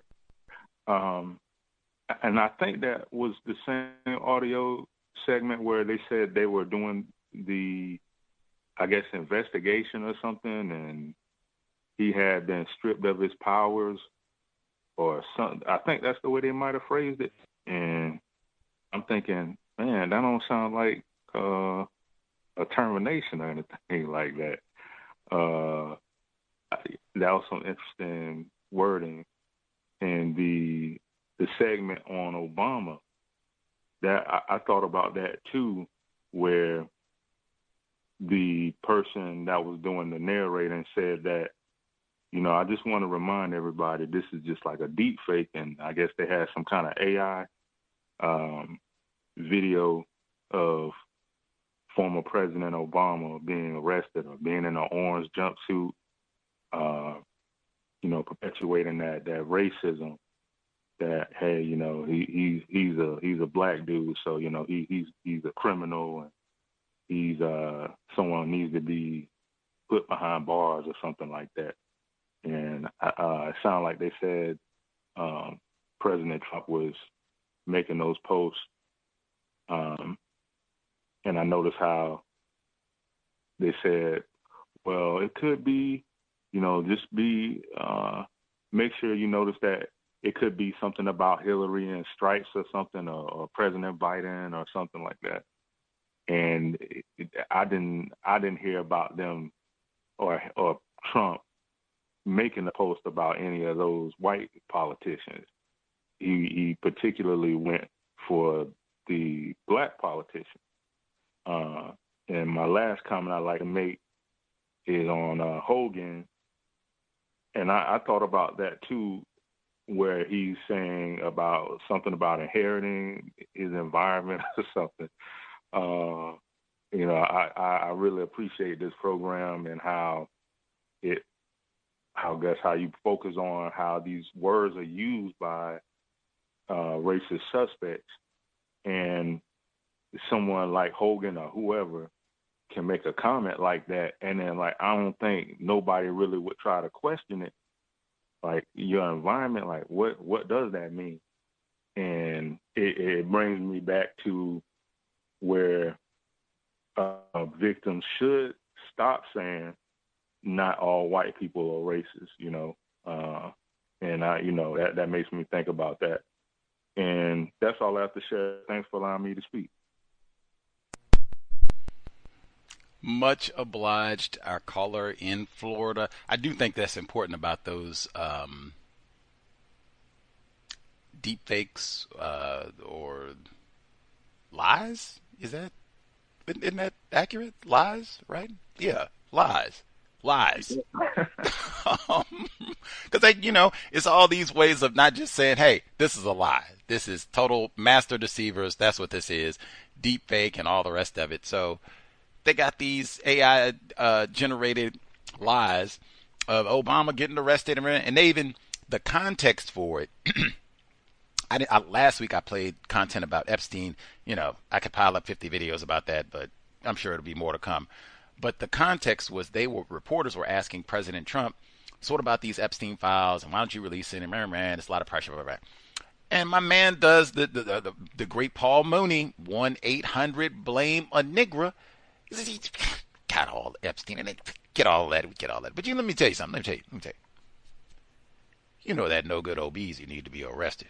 Let me show you. Look at this here. Like that would wait a minute. I think even President Obama responded this week, and they said he normally doesn't even, that they go low, we go real high. They don't even say anything normally, just, whatever. They give him the full. Obeezy responded this week like, man, now come on. This is he should have. I think this could be an act of racism. He didn't say that. Victims guaranteed qualified. He just said, are you serious? It's a total disgrace, and he's trying to distract me? Have me up there showing me getting arrested in the orange jumpsuit? Same thing our call in Florida just said it. Black male privilege. Now, he has a white parent. Black male privilege. He even comes out and wags his fingers. Told us black males who got 2 black parents, 8 black great-grandparents, called us sexist and patriarchal and misogynistic because we didn't want to get down with Kamala Harris. Allegedly, he didn't say nothing about the racist white women who didn't want to vote for her, but whatever. He came out and shook his finger at us several times. In fact, didn't add up to nothing.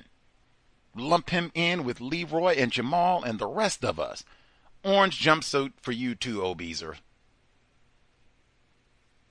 He said, I haven't seen that either. Caller in Florida said they do all that, lock her up. Remember that? Lock her up, lock her up, lock her up for Hillary Clinton. I ain't seen no so-called deep fakes of Hillary Clinton in an orange jumpsuit and, hauling her off to the hooska. I ain't seen it. Maybe it's out there.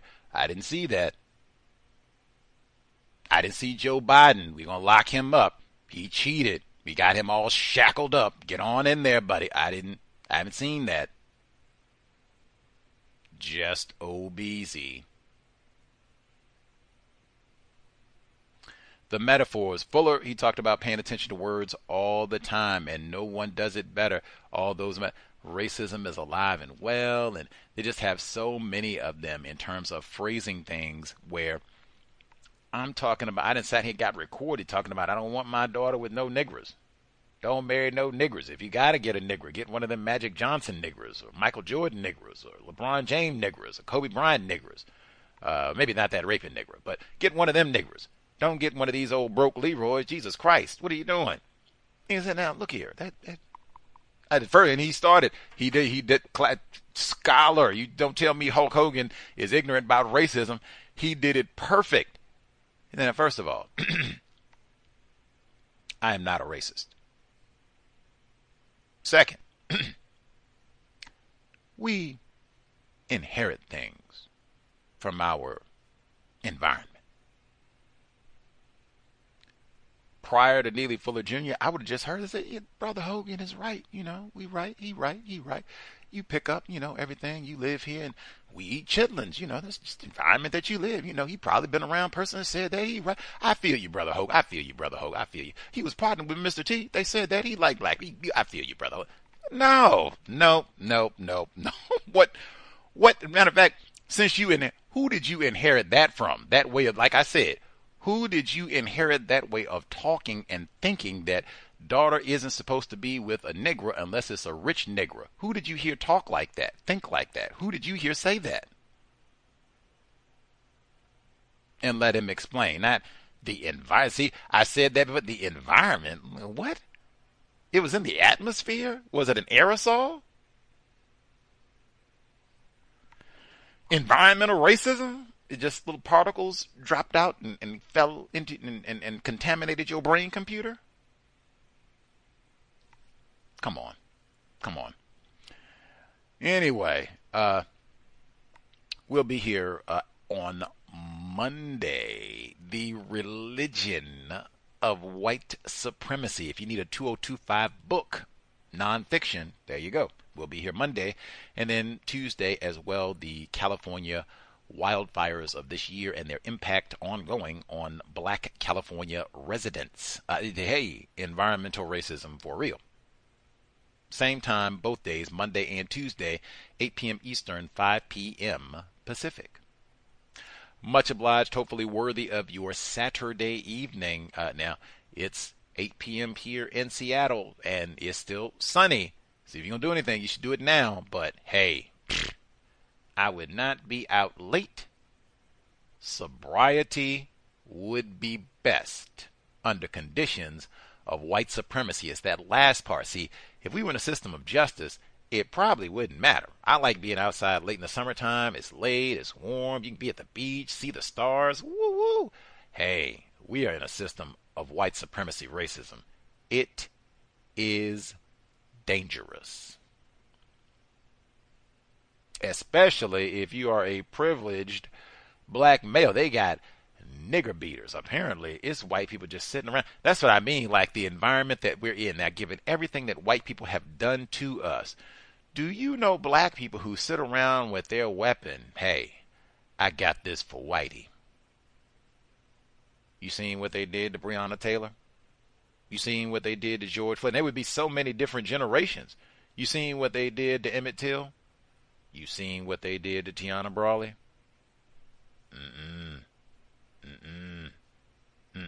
You seen what they did to Sandra Bland? You seen what they did to Amadou Diallo? You seen what they did to insert name Tamir Rice?